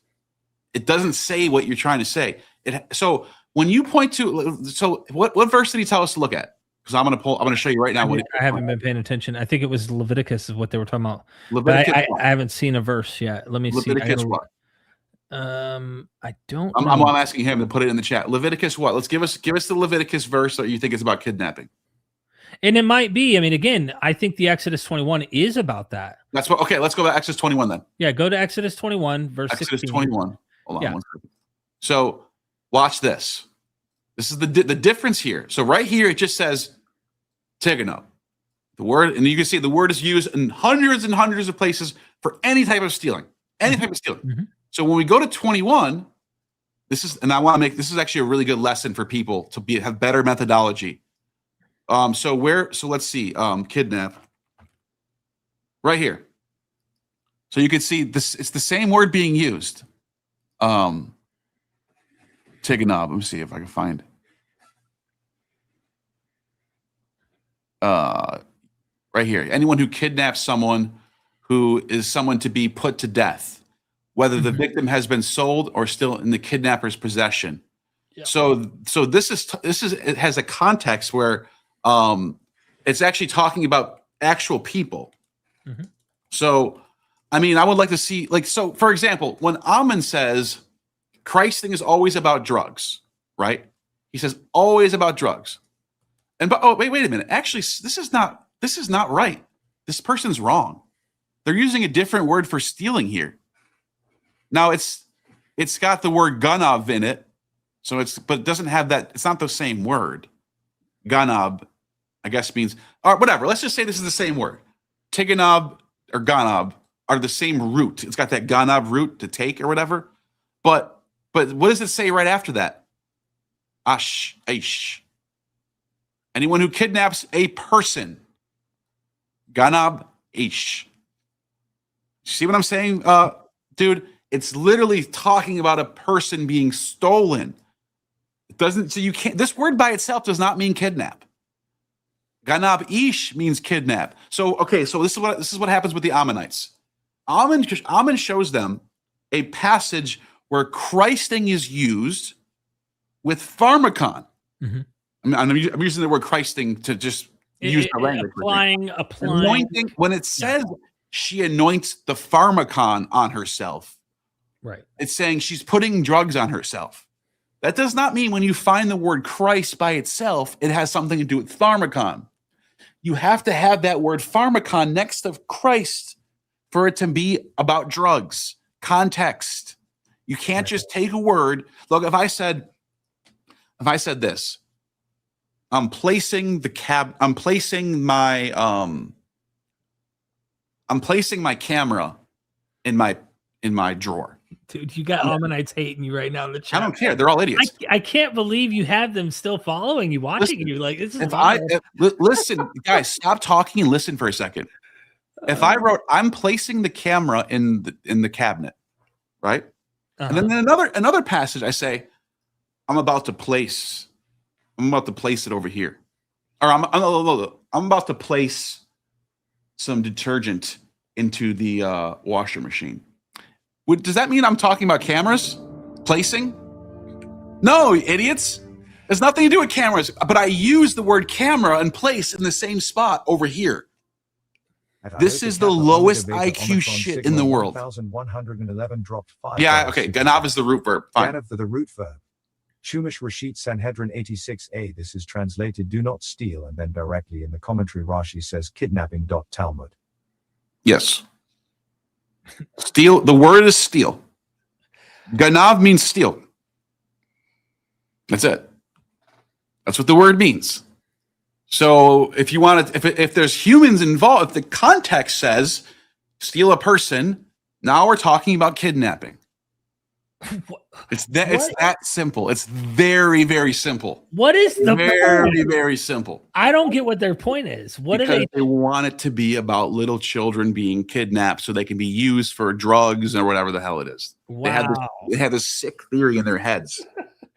It's actually kind of like it's demented. They're these. I don't know. I don't know if Jacobus is an Ammonite. I'm guessing he is, based on the insistence that this word has to be about kidnapping and it's going to take down the Abrahamic religions. But the way he's talking makes me think he's an Ammonite. Kidnapping, like today, adults are kidnapped all the time. I mean, like it's a simple phrase of stealing a person against their will, or you know what I mean? Super chat. In Hebrew, I don't get it. Judges 21 Hebrew count. I don't know what he means by that. What is he talking about? Someone said you grenaded my heart. So so whatever. No, the point I'm making is you can't just find a word that means one thing in one context and then just decide that it means the same thing everywhere else. I just showed you guys. Look at this. Let me show them again. Someone said adults can't get kidnapped. That's adult napped. No, the word kidnap means to steal a person. That's all it means. Yeah, I know it's a joke. I think they're joking. Oh, they're joking? Okay. I hope they're joking. If they're serious, they're an idiot. Mm-hmm. So they're like, that's seriously like mental dimension right there. Okay. But look at this. Steal, taken up, stolen. And then ish is just man. If you have the word ish in there, it means you stole a person from him, stolen from him. So let's see this. Exodus 22. Let's go to one. Oh, steal an ox. Wait a minute. I thought you said it's about kidnapping. But he stole an ox here. So what do you mean? Look at this. Stole a baby ox, duh. A little child ox, duh. Because he has special rituals he wants to do with the kid ox as well as the kid human, you know? Yeah, so he's got the same root word, ganab, right? So steals, he's talking about oxen. So is that kidnapping? Is that about little children? No, it's not. You can steal anything, dude. The word is steal. Yeah. So without that context there, in Exodus 21, if it doesn't say tiganab ish, you will not steal man, or you will not steal. Yeladim means children. Tiganab yeladim. If it doesn't say that, then you can't translate it as that. Period. Then just get out of the humanities if you can't do it. Just go and do something else, dude. If you can't take your own fucking personal biases out of the shit, it's not for you. You're gonna end up like a fucking Amon Hillman type of guy or Graham Hancock. You're just gonna be laughed at all the time. But to do this type of work, you have to be able to take off your bias and do the work objectively. Like, how many people do we know who are like, it's all about astrotheology. Everything's astrotheology, or it's all about comedy, dude. Everything's comedy. It's all comedy. Even when it's not comedy, it's comedy. Or it's all about drugs. Everything's drugs. Everything's coded for drugs. It's like, guys, you're seeing what you want to see. But what about this? I found a paper from 1926 that agrees with me. So therefore, shouldn't you agree? Seriously, this is what I see every single day. It's like, if you can't do it, don't do it. Let me ask you this: what has been the fallout? Now you got me thinking about what happened with you and the. I really. There's a rabbi that agrees with me. There's a rabbi. I found a rabbi that agrees with me from 1926. Like, shut up, dude. I'm talking about your engagement with the girl who is like obviously under the spell of Ammon. What's been the conclusion of all that? Oh, I'm glad you asked. I gave her homework. I said, can you find me just one primary source from antiquity in any language you want I don't care if it's Greek or Latin or Egyptian. Find me one primary source where someone takes a prepubescent child and extracts semen from them to make an antidote for a burning purple ritual, mystery rite. Because it doesn't exist. At back in underscore fucking. Oh, the answer. Just to say the answer. I'll reread this first. 7 Hebrews could sell themselves but not be stolen. Mhm. Had repatriations and release for slaves due 1512 to 50. Perhaps Hasmonian new rules. Could be. Yeah, I don't know. I tend to think it's older. The point is, I asked for a source and they never delivered. It's been over a week now. They don't exist. Yeah, I said your homework is to give me any primary source anywhere that talks about a prepubescent child being used to extract their by the way, prepubescent children can't have semen. That's the whole point of being prepubescent. But let's just pretend it does. Give me a source where there's prepubescent ejaculate being used for a burning purple mystery rite. Doesn't and they never came out. And her reaction, dude, was like a possessed demon. It was like, they're everywhere. It's everywhere. Like very nervous type of laughter. But the reaction was so weird because it was like in her head, she actually thought this existed. She actually thought. I know. They really do. Is being honest. I think they really believe. Where is it? Why can't they ever? I know it doesn't matter if he never shows it. It doesn't matter. He just says the words. It's a religion now. It's a faith. Yeah. They believe in the burning purple. We have faith in the burning purple. We have faith that it exists. We know it exists. You just can't read the Greek like we can. You can't read it like we can. Right. Like every classicist from every century who studied Greek for 50 years of their lives never had this translation, never found this out before. You have to smoke the purple first before you read the Greek. Then you'll see it. You know what I'm saying? Chat. Catch you every man his wife of the daughters of Shiloh, and go to the land of Benjamin. Check the Hebrew for catch. This is the correct man theft. Catch the Hebrew for catch. This is the correct man. Catch you every man his wife. Oh, we got another one. I don't know what he means by that. Yeah. Kappa Omega Beta Omicron Sigma 1100. Sanhedrin 86A. $2 super chat. Yeah, listen. Open Sanhedrin 86A. See the ruling on kidnapping. Yes. Okay. Let's open that up. Probably going to repeat something like we just read in Exodus. Yeah, but listen, Jacob, you don't understand. The word by itself does not mean kidnap. You can't just decide that it means that. I don't even care if a rabbi thinks it does. Where is it? You got to give me a real passage here. It's a whole page. Look up. Yeah, this is insanely large, dude. I'm not going to read the whole thing. Please tell me in the comments right now which passage. Are you there? Come on, dude. Tell me the passage. 86A, right? I'm going to word 86A is gigantic. I'm going to just look up stealing or. Okay, here we go. In regard to abduction, how does Rabbi Yehuda interpret the verses that he arrives at? So let's just see here. So we're talking about abduction, right? And it says, shouldn't the term be for his brethren rather the abducts a slave? Notice how they're not using the word steal for that. Ganab is not even on here. It's not even up here at all. So, okay, let's just keep going. Gemara answers, Rabbi holds that the term from this verse from his brethren, Deuteronomy 24, serves to exclude the liability of one who abducts slaves. So this is not even about the Ten Commandments anymore. This is about Deuteronomy 24:7. Want to see Deuteronomy 24:7? Here, look, Deuteronomy 24:7. Watch this. I don't know what these people think they're doing. I don't understand this. Look at Deuteronomy 24:7. If anyone is found to have kidnapped and then enslaved a fellow Israelite, the kidnapper shall die. It has nothing to do with it, just thou shalt not steal.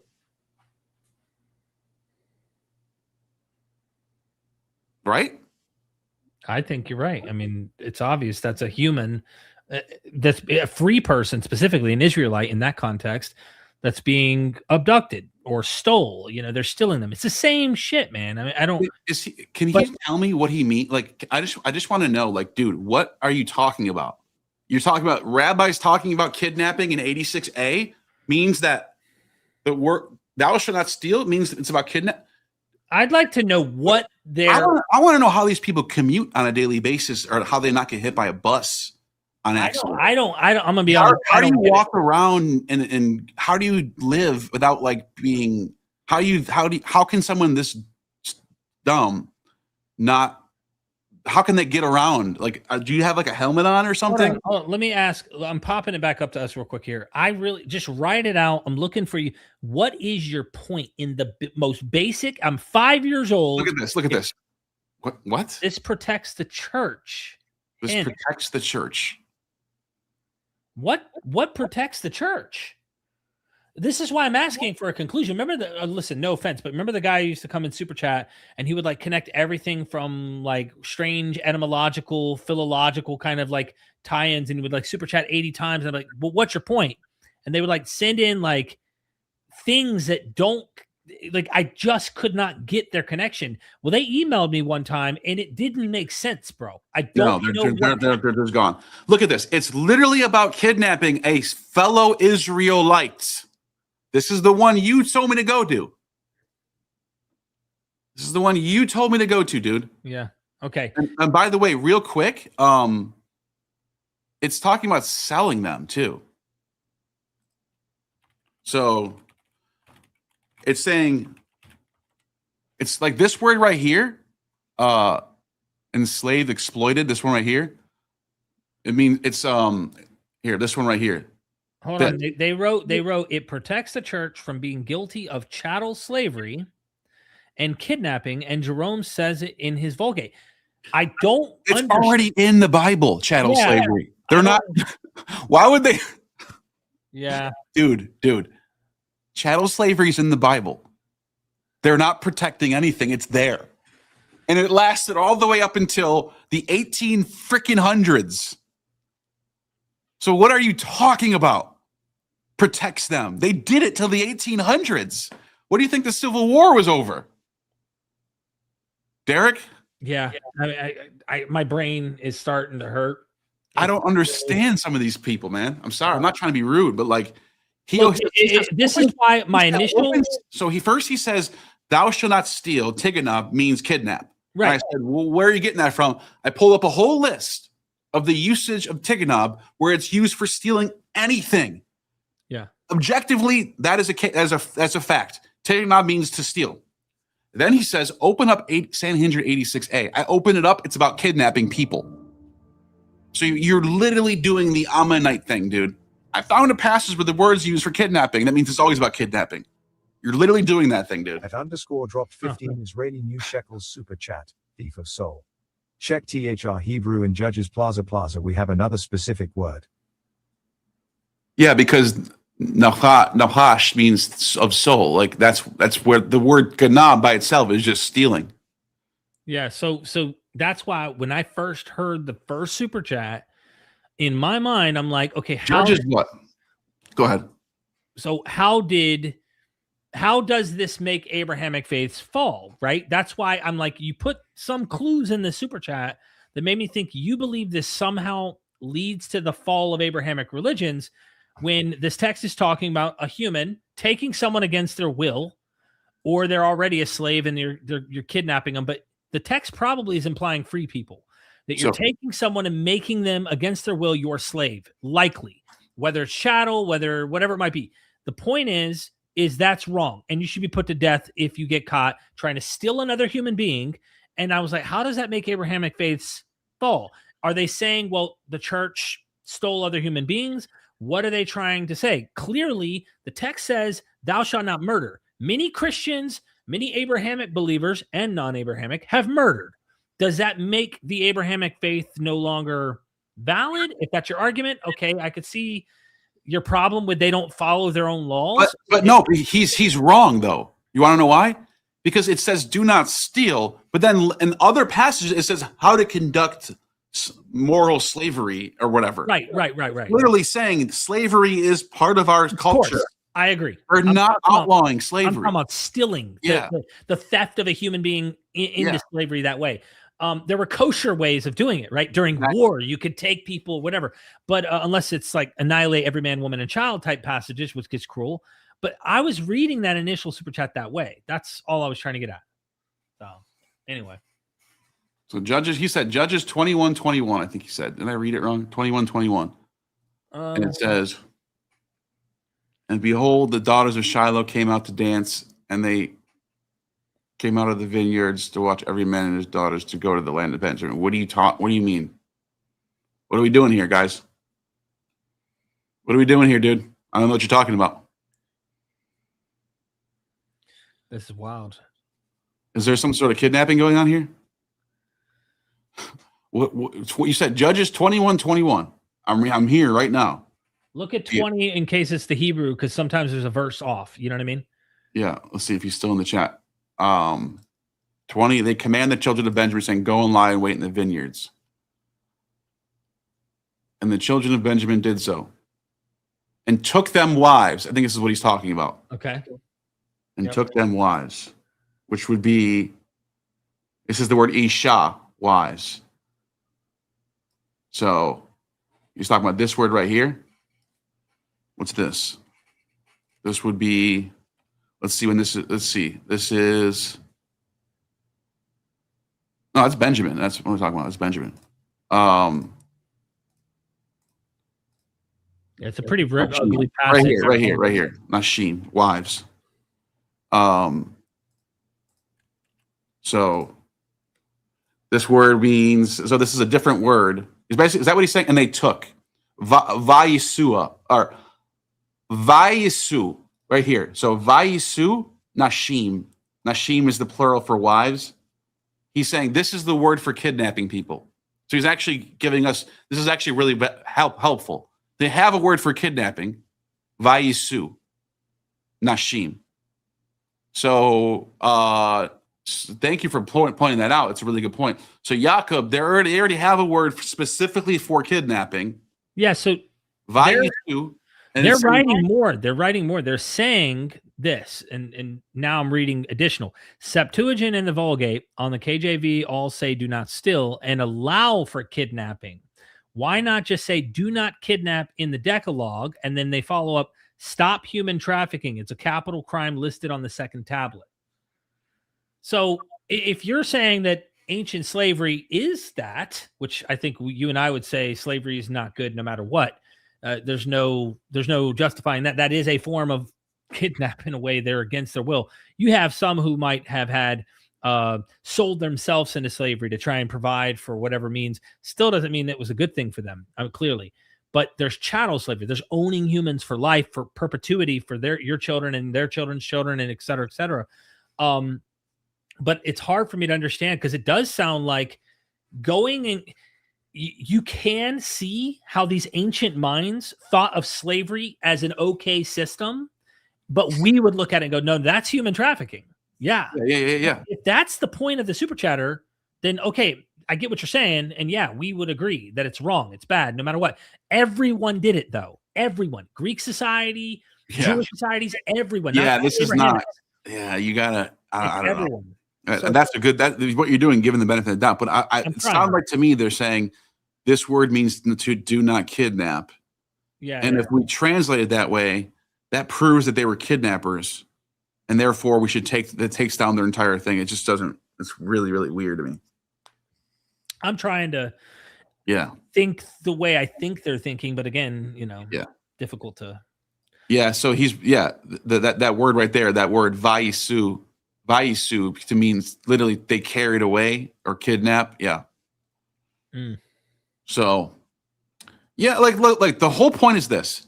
If you're going to make an argument like that, you got to look at the context of that word. Who cares about some rabbi in 1926 or rabbi in 400? Like, if you want to, the people who think like it's all about comedy or it's all about drugs or it's all about astrology, you got to do this. You got to look at the text and read it, the context of it. Take your whole brain off for a second and just read it. Is this word always used for kidnapping? Is it always used for kidnapping? If it is, then you got a strong point. But if I can show you 20 examples where the word is just used for stealing, a piece of cattle or silver, it literally says, and they stole silver, then you don't have a good case. You're just making shit up. But I hope people learned a little bit from this. I hope so. I'm learning. I think clearly everybody's, Hawk and Pan in the house. The forming of the Hasmonian dynasty would have been of an era of Hebrew freedom from Greek slavery. Deuteronomy lays down new laws for his kingdom. Yeah. I don't think Deuteronomy was written in this time, though. So I don't know if I would say Deuteronomy is written at this time. I think it's using sources that do go back to the Hellenistic period. Like you mentioned, that Samuel manuscript might actually be 250, maybe. Might be. I think that's pushing it a little bit, but I do think that these texts are written before the Hasmonean dynasty. They become law of the land during the Hasmonean dynasty. Right. There's an existent law code, but so this but is. I agree with Bach and Pan though. It is laying Deuteronomy. They're using Deuteronomy to lay down the new laws for the new kingdom. Absolutely. But even then, how much of it are they potentially crafting at the time? At the time period, that's possible. Yeah. Are they inserting material too, as well as pulling from ancient laws? Remember, now Plato is the template that we would look to and go, he's saying what you want to do is find ancient laws. You want to have your law codes given by God at the founding of a nation from the beginning of time. Yeah. Berosus is doing this. Manetho is doing this. The problem, though, is that they already translated the Deuteronomy into Greek by then. Right. Because the Septuagint is a product of the 3rd century BCE. Yeah. Or in that Ptolemaic period. And the Deuteronomy is part of the Torah. Right. So if they translated Deuteronomy and it's already going around, and then you start a new law code in 160, then you have a problem there. Because then you would find a completely different Deuteronomy in the Hebrew side than you would in the Greek side. Also, I also want to tell you something. Some of these laws that you think are just Judean are also part of the Mediterranean world. Athens had a lot of these law codes too. I don't know if they think they're just Judean. I think we might be reading into the super chat. But I would say your point is a good one. Well, it says right here, Hebrew freedom from Greek slavery, Deuteronomy lays down laws for a new kingdom. But as Gomurkin points out, and where's the book right here? Yeah. Plato, if you read Plato and the creation of the Hebrew Bible, the law codes have parallels with the Athenian law codes and other things like that. Yeah. He points out 70% of what you find in Deuteronomy are just mundane law codes that you find everywhere, even in Greek and Athenian law codes. And then some are exclusively only found in Athenian law codes. But still, you can still use those laws and be breaking away from a Greek system. So Latin has lex talionis, is a Latin law code from the Roman Republic, which means eye for an eye, tooth for a tooth, basically. It means reciprocal. It means if you do something to me, the law is going to be exactly back to you. Right. That was in Latin. So I'm just trying to point out, some of this stuff is not necessarily only Judean laws. Yeah. One thing I would say too, to your point about the translation, is even if there was a translation of an existing already Hebrew Bible, based on historical, insights, we do think, even though it's legendary in the way that it's described, it's still saying that this was commissioned at a certain time. Yeah. We don't deny historical bedrock behind the legend, even if we don't know exactly how it happened. But there is a historical kernel that says, hey, there was a translation that took place. The question I would have then for you, though, Neal, is suppose they already wrote it, but there is still a fluid transmission of this scribal material. And so we don't have any of the preserved earliest materials that might indicate that. So you have a Septuagint that's a tradition floating along with the Hebrew tradition, and we end up getting them changing stuff in Deuteronomy as time goes by, just like maybe the Septuagint is, and we just don't have the preserved documents. I don't know. I tend to agree with you, though, that once they translated it, there was likely already a pretty established Torah in which they're copying.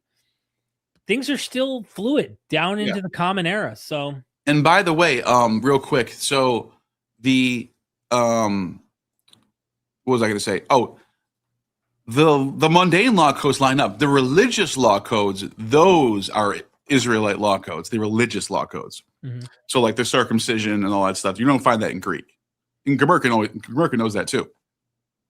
So, real quick though, I think I found what this guy's talking about in this Sanhedrin thing, because it says, "From where is their production against a person derived? You shall not steal." And he quotes Exodus 23. But notice how he just says, "You shall not steal." And it says that verse is derived from the verse, "They shall not be sold as slaves," Leviticus 25. The Gemara comments, they do not disagree. Each requires both verses to derive the prohibition.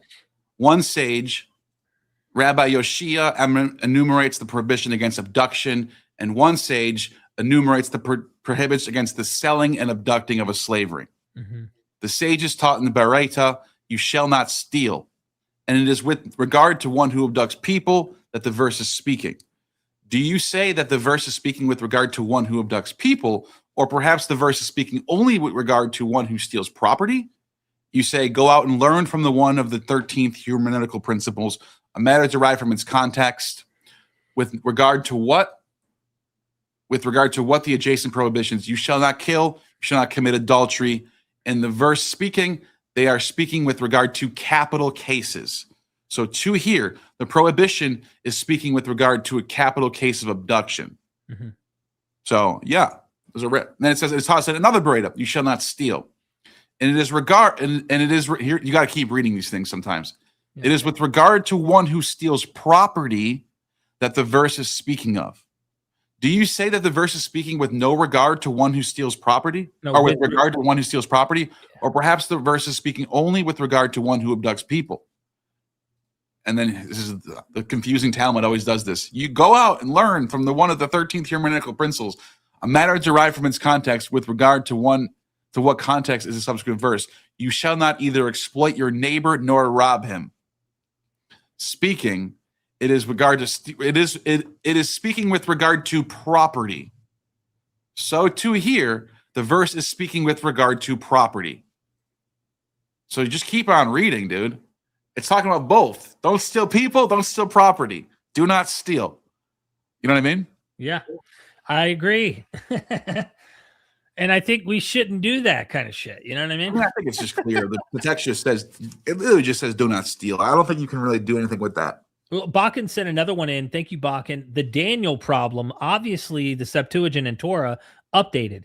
The Maccabees were more Hellenistic, accepted Seleucid crown, Jewish identity out of Hellenism.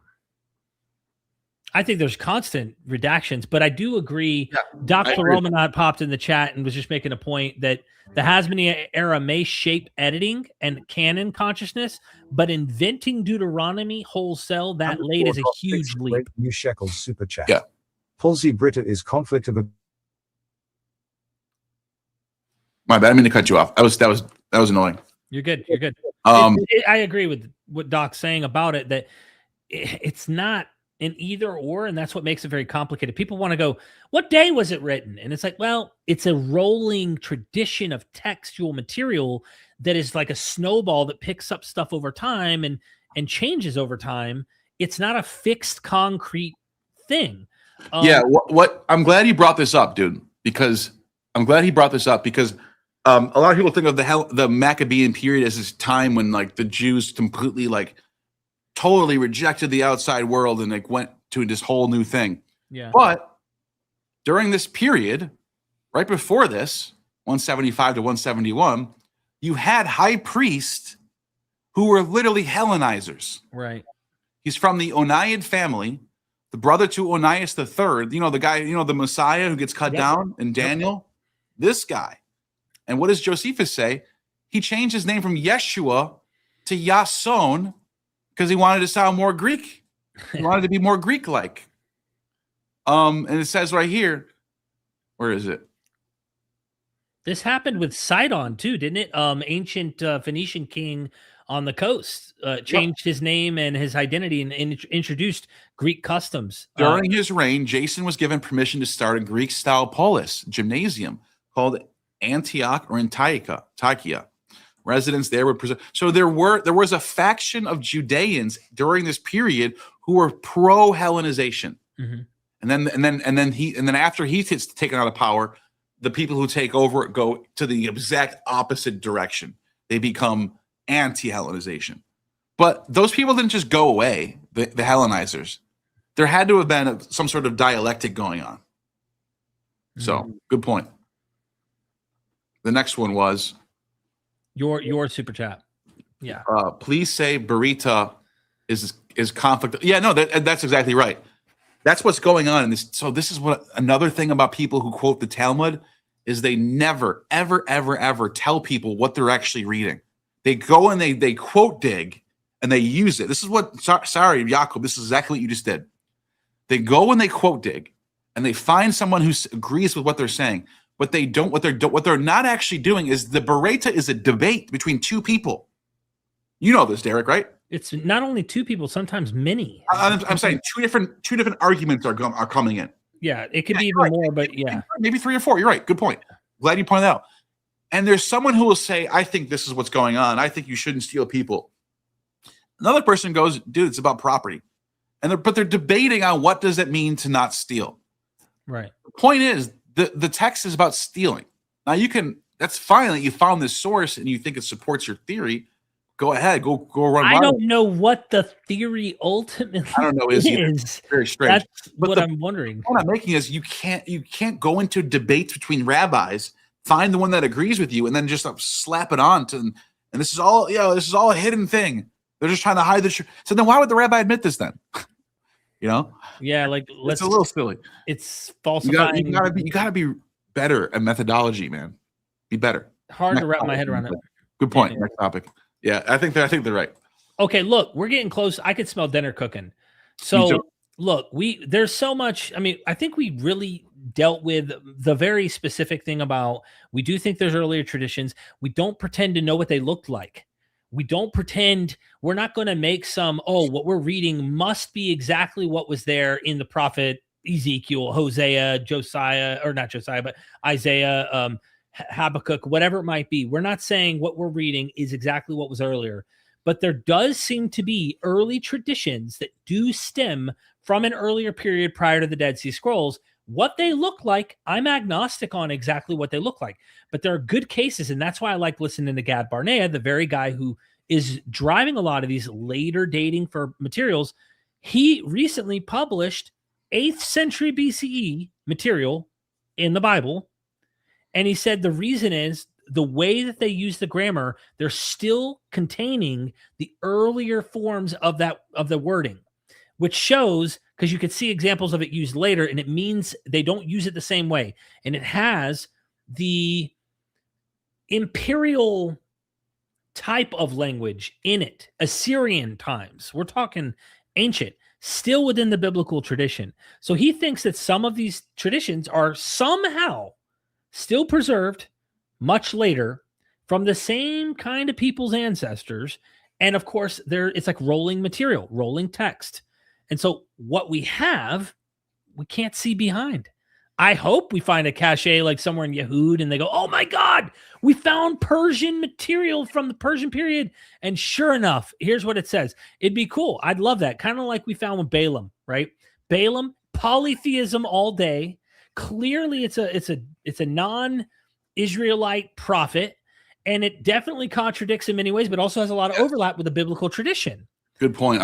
This is a perfect thing to bring up, actually. Yeah, please. The Dear Allah inscription, and this is written in some sort of Paleo-Hebrew dialect, very close to Hebrew, very close to biblical Hebrew, but it's older. So we know this is older. This is old. It goes back to 825 BC. That's how old it is. Now, what does it say? It says, this is the book, Balaam, son of Beor, a seer of the gods, to him. To him came, exactly, good point, plural. Came to the gods at night. I wonder if they have the actual text in Hebrew here so I can look at it real quick. Oh, they don't? That sucks. Because I think it's Elohim. I think the word is Elohim, if not Elim. Elim. I thought it was El Shaddai. Oh, no, it's right here, Elohim. Oh, is it? Okay, wow. Yeah. Why would El Shaddai be plural for God? Oh, there it is, Shaddaiim. Look, the Shaddaiim. No, I'm saying the gods, though. Yeah, I'm thinking that we're not there yet. We're not there yet, but that's a good point. So thank you. We got another one, but I'll just keep reading. So then it says the Elohim at night, and they spoke to him according to the God El. €2 super chat. Do I know of Yama Yami twin myth in Rig Veda? Oh yeah, yeah. I'll get to that in a minute. That's a huge one. That's a big fucking topic, by the way. We'll get to that in a second. So back to what I was reading. What does it say? At the accordance of El, the God of the Hebrew Bible, right? And they spoke to Balaam, son of Beor. Now you know who Balaam, son of Beor, is, right? Was it Numbers 14? Is that what it is? Let me get the exact. Yeah, get the exact verse while I keep reading. And Balaam arose in the morning, and he was not able to eat, and he fasted while he was weeping grievously. Yeah, and he said, Numbers 22 through 24. You want to pull it up while I'm doing this? Yeah, I can do that. And they said to Balaam, son of Beor, why do you fast? Why do you weep? He said, sit down. I will show you what the Shaddaiim are saying. Like El Shaddai's people. Now come, see what the Elohim are about to do. I think the only reason why it's Elohim instead of Elohim is the difference of dialect of Hebrew this is. Mm-hmm. So this is literally talking about the Elohim, the same gods you find in the Hebrew Bible. The Elohim gathered while the Shaddaiim met in the assembly and said to Shamash, thou mayest break the bolts of heaven and the clouds there be gloominess. So, and then the point is, I'm going to read the whole thing, but like what happens is, beholding the expression exercised by Shagar, an Assyrian deity, and Ishtar, the morning star goddess. The leopard, the piglet, and this is all badly ripped up, so we don't know exactly what it says. But he ends up, he's basically a prophet of the gods. So you see here, your quest has become distant.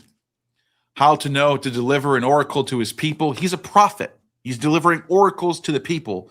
And who are the gods that he even mentions Sheol. He approaches Sheol, the underworld.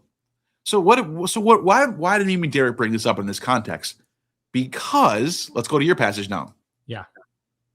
Numbers 22 at crossbible.com. Numbers 22, the Israelites set out and camped in the plains of Moab across the Jordan and Jericho. Now Balak, son of Zippor, saw Israel had done all to the Amorites. Now let's find Balaam. Here we go. He sent messengers to Balaam, son of Beor. Again, the same Balaam, character. Same guy. The problem is in this story, and should we read this whole thing? I mean, is that it's one God. It's not the gods, plural. And it's not polytheism in the same, it's not dealing with this multiplicity of deities. Also, he's obviously a prophet. He's a seer. Yeah. He has these messages and stuff. Does he fast? I don't remember if he fasts or not. I don't think he does. No, maybe not. I don't think he fasts. Can you do a word search for fast? Yeah. No, it doesn't say that. So I just want to see if there's any parallels at all. Now, let me go to the next chapter and see, because it's 2 chapters. Yeah. All right, here we go. Nothing on that one, and then one more. But what does Balaam do? He builds an altar to 7. He builds 7 altars. The Spirit of God comes upon him. He's a prophet. Yeah. Look, and he uttered the oracle. Go down. Look, he uttered his oracle. The one who hears the words of God, who sees the vision of Almighty Shaddai. Here, I got to look at the Hebrew. Which was that? Numbers 24? Numbers 24. Yeah. Okay. Verse 4. Let's look at this. Numbers. Boom, boom, boom. Where is it? Numbers 24. Yeah, I'll stop sharing. You're good. This is I'm glad you brought this up, because I almost forgot about this. This is actually a really strong point. What verse was it again? 24, verse 4.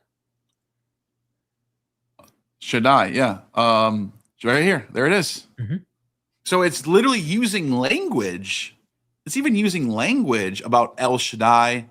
But here's another weird thing. I think it brings up Yahweh involved, or is it El? Here's Elohim. Here's your Elohim right here. No, it doesn't use Yahweh. Whoa. Derek, I didn't even notice this. It's calling the Spirit of God. It's using the plural Elohim right here. Right. That's fucking crazy. And then look at Shaddai shows up right here. Mm-hmm. El Shaddai. So whoever wrote Numbers had access to sources that go back to whatever to this source. Yeah. How old does it say the Balaam? I think it's like 8th century. 825 BCE. 9th century. Yeah. Damn. Okay. So we even, not only is there a character, literally word for word, Balaam, son of Beor, who utters the oracle of the god El, the Elohim in particular, and it also uses the word Shaddai. Now, let me do my Bereta now. Let me throw in the next guy. Wait a minute, Neal. This isn't the same text at all. Because this text has all these different gods, Shamash, it's got Shagar, it's got Ishtar. It's totally polytheistic. The dialect is different. It's not Elohim, it's Elohim. Euro super chat. Working on big monograph. Can we exchange emails? Yeah, my email's in my description. Or on my channel. So, okay, thank you for that super chat. Appreciate that. Balaam, son of Beor, same character, worships the same Elohim, even though it's spelled differently in this text. Mm-hmm. And there's multiple gods. It's polytheistic. So it's it's definitely an older rendition of the monotheistic, reformed, maybe even Platonic version, Platonized version, where there's only one God now. The point is, whoever wrote Numbers had access to sources that probably, this might be like either indirectly related to this or maybe directly. I don't know. The point is, there's so much that lines up here. The takeaway here is this. It doesn't mean that the Numbers is 9th century BC. Right. But it means that the material in Numbers has traditions that go back to the 9th century BCE. That means that someone sitting in Greece, someone sitting in Alexandria in the 3rd century BCE did not make this up. No.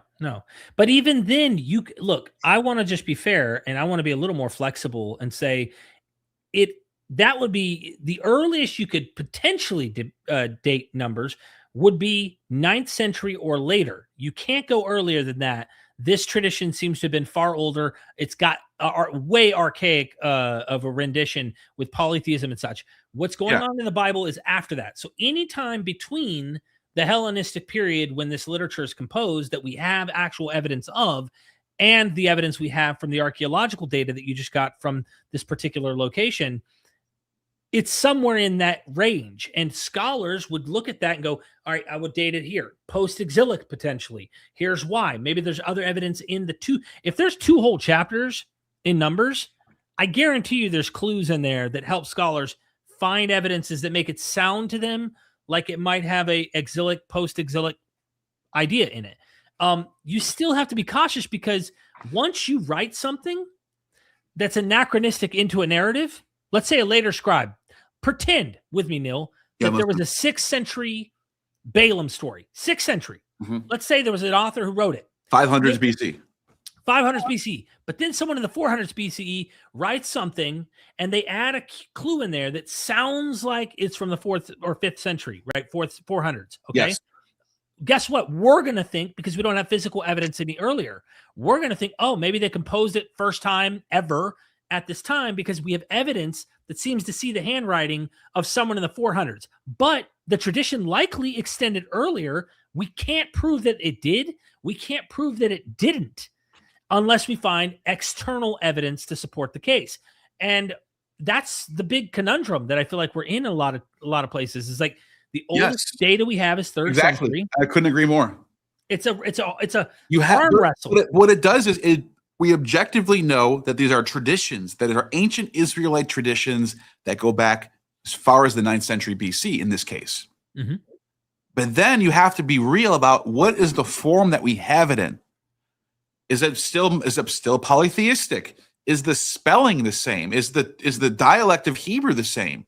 Because you don't copy a text and then you can. It's more of a translation at that point, right? If you take, it would be like me rewriting Shakespeare for a modern audience, and I take away all the breaketh and some.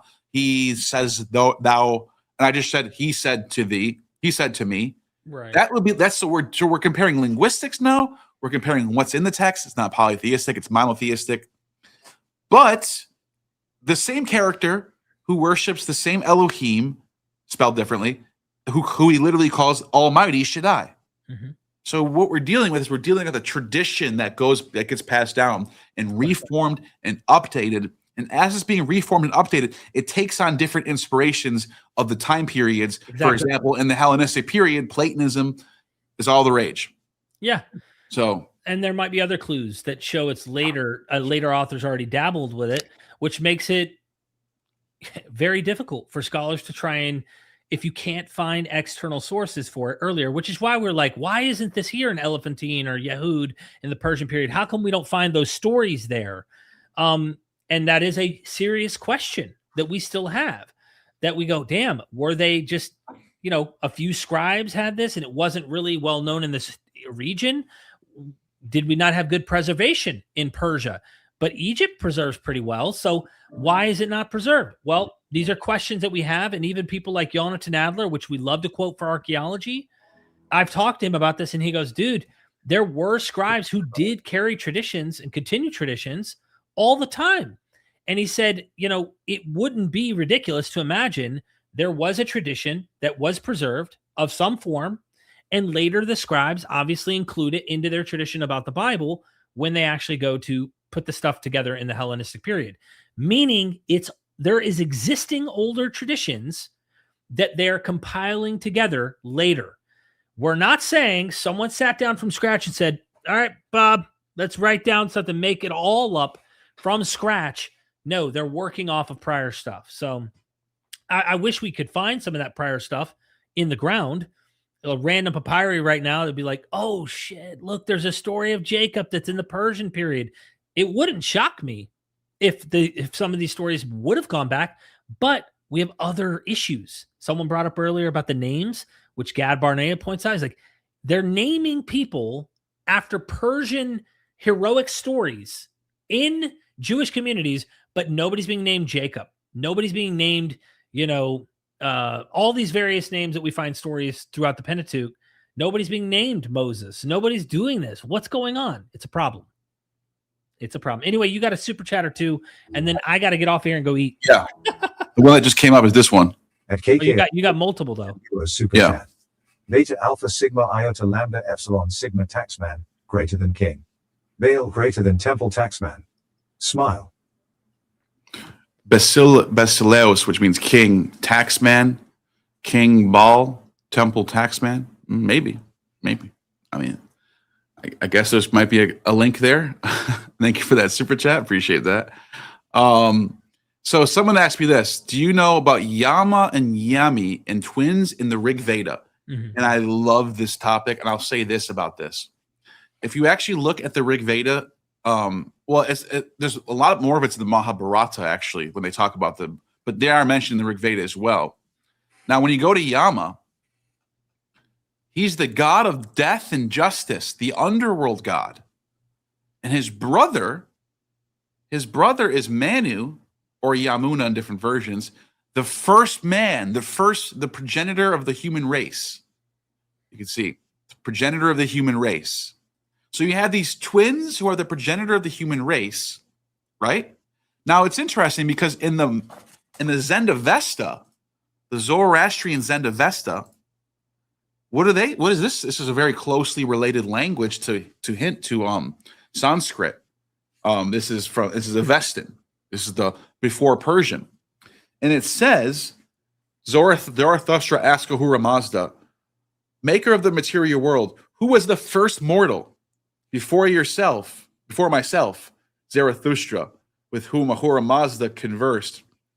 The fair Yima, the great shepherd, the holy Zarathustra, he was the first mortal before you, with whom I, Ahura Mazda, did converse. I taught the law of Ahura, the law of Zarathustra. Well, fair Yima, son of Vivagnat, be thou the preacher and bearer of the law. And the fair Yima, O Zarathustra, replied to me, saying, I was not born. I was taught to be the preacher and the bearer of the law. And then it says, since thou wantest not to be the preacher and the bearer of my law, then make thou my worlds thrive, make my worlds increase. Undertake thou to nourish, to rule, and to watch over my world. And the fair Yima replied, O Zarathustra, I will make the worlds thrive. I will make the worlds increase. I will nourish, I will rule and watch over the world. So he becomes the underworld chthonic god who is responsible for the crops growing. The first man of the human race, Yima, becomes deified. He becomes like this shepherd, chthonic god of the flocks, of the herds, and he is the one who brings forth increasing, nourishing crops. So he is literally this character. This character right here, Yama, and you can see the linguistic connection too. Mm-hmm. God of death and justice. He's equated with Pluto, Hades, also Ymir, Norse mythology, Ymir. So this is some deep level Indo-European religion that goes back very, very far. We're talking Bronze Age at least. Yeah. Yeah, there's some ancient. Go watch my video I did today. Neal hasn't watched it yet. It was two Polish scholars who highlight how Genesis is, specifically the Eden myth, is borrowing from Ogygia, the Homeric book 5 in Homer. And there's a lot there. When you see the parallels, you'll be blown away. It's pretty shocking. I don't want to give anything away, but you really should go watch it.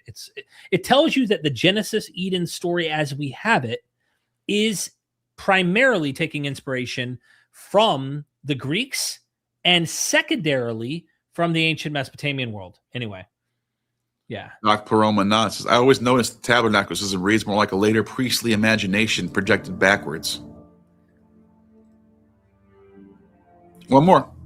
Oh, you got more than that, dude. Oh, really?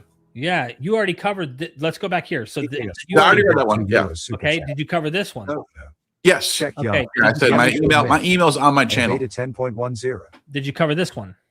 This is the code. 17 plus 17 plus 17 plus 68. I mean, it sounds like gematria, of course, which is what it seems to be doing, but I don't understand what it's. I don't know what you mean.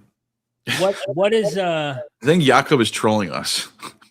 Got to be playing games. I mean, 17. If you want something out of me, I'll give you something. 17 is a very interesting triangular number, a geometric number. One interesting thing I'll give you is let me share my screen. Actually, hold on. Let me pull up. I got a new computer, so I could probably do this. Bear with me, Neal. I'll read this one real quick. Go ahead. Check Yama twin myth, Rig Veda 1010. So share that. Hold on. While you do that, I'm going to pull this up real quick here. So I've got the calculator pulled up, right? But here's the thing about 17, and I don't know what you're getting at, but I'm just going to tell you something cool I learned over the years. Let me do this. Delete. Is it completely delete? Yeah, here we go. 1 plus 2 plus, oh, it's not. 1? What the hell? Gotta clear it. 1 plus 2 plus 3 plus 4 plus 5. Anyway, and you go up to 17 with this. It's 144, I believe, which is the 144,000. You see, I believe it's 144. It's a triangular number though. So if you add it 1 all the way up to 17, this is a well-known geometric number. And so I don't know what your point is about the 17, but if you go all the way up to 17, I'm not going to sit here and click on my mouse the whole time. It's an interesting observation numerically. But did the ancients see that? And what's your point? I don't get it. No, I think they did actually. I think there's a lot of Pythagorean sources that have knowledge of these. Like 1 plus another one is 1. 72. Someone corrected it. Yeah, 0. Another one is 0 plus 1. Oh. Plus 1, which is 2 now, plus 2, and then it says plus 3, and then it goes into plus 5. Now, why did I skip 4? Because you're always adding the 1 before that. So 0, 1, plus 1 equals 2, plus 2 equals 3, and then plus 3 plus 2 equals 5, and then 5 plus 3 equals 8, and then 8 plus 5 equals 13, and then so forth. And what it does, if you graph it onto a graph, it shows up as a beautiful spiral that you find throughout nature. It's called the golden ratio. I had to show this just because it makes me laugh. Invented Judaism. Yeah. That didn't happen. What's okay? This No, one. I know what he means, though. He's saying the Pythagorean tradition is so influential. Judaism somewhat comes out of it's, that type of thing. Yeah. By the way, Rig Veda 10:10. Let's pull it up. I don't know why he's saying no. I don't know what the no is for. Meaning you were covering the origin myth of that tradition, but I think they're just like, no. The subsequent ages will come when sisters will choose who is not a brother, therefore auspicious one. Choose another husband than me, and make your arm a pillow for your mate. What do you mean? I don't know what they mean. Yeah. I don't know. Oh, they're talking about the whole passage 10:10. Yami speaks to him, Yam. Let every worshiper sacrifice both day and night. Let the sun repeatedly raise for him the kindred pair, day and night unite with heaven and earth. Yeah, this is what I mean. This is the one of them becomes the underworld, the other one becomes the heavenly. They become like the twins. The Dioscuri, the twins. There's like a lot overlap here. Dioscuri. Watch this. These two twins. Now these aren't the progenitor of the human race, but in the Samothracian mysteries, they're right behind Adamus. So they are connected to the progenitors of the human race in a way. It's weird. So you can see people understood these people, these two, very similar to they see the twins, the ancient twins. So what the Zoroastrian does though is they take this character and put him into one character. He just becomes Yima, fair Yima, and he basically is both. He's the progenitor of the human race and the underworld son. Interesting.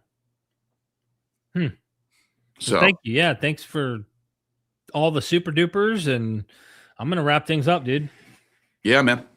Clearly, we know that the Bible ex nihilo was created in the Greek period, and make sure you tell all your friends and make sure you name drop us and tell them that we said everything ex nihilo was invented in the 3rd century BCE. And yeah, let's start a cult. Yeah.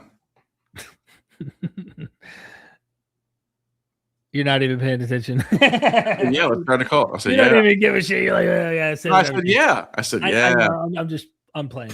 Yeah, dude, I'm gonna go eat some dinner though. Me too. I'm actually really hungry. Yeah. Look, is there anything else we need to say? Oh, we got one more. Oh God, Jacob again. Jacobos. Y-A-C-H, 17 letters. 17 letters.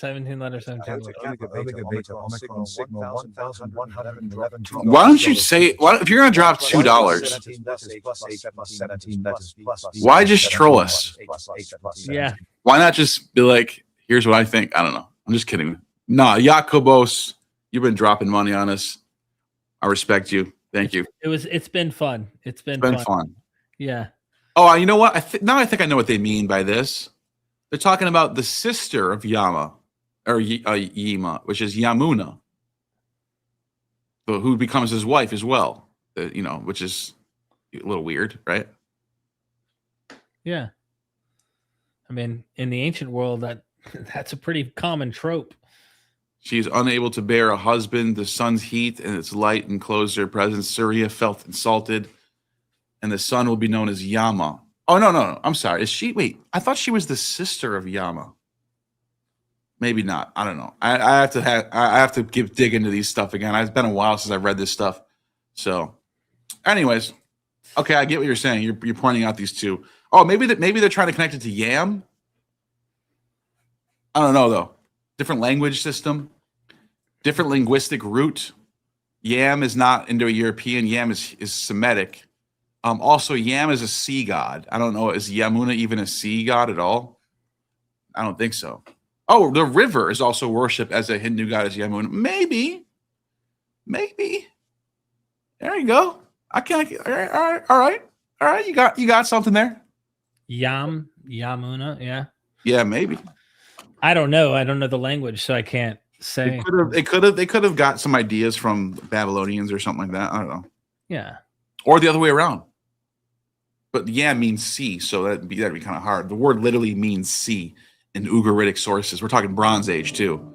So check chat, Neal. I am checking chat. Why? What happened now?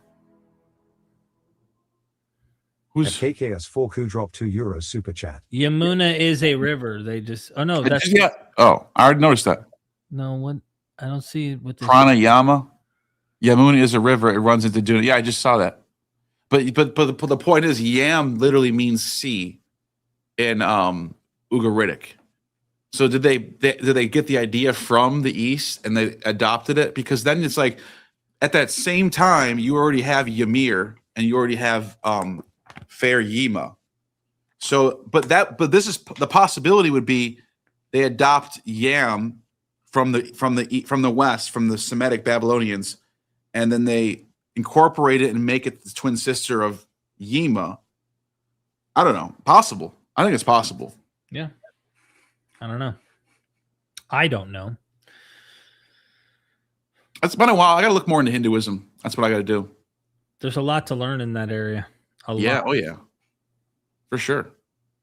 Yeah, bro. Well, appreciate doing the live, man. I'm going to go get some dinner and we'll have to do this again. I didn't expect this, topic and last we went all over the place. Yeah. Yeah. No, but I wanted to clarify for people who they watch me and they hear me and I'm saying the Hebrew Bible, there's no evidence of it before the 3rd century BCE.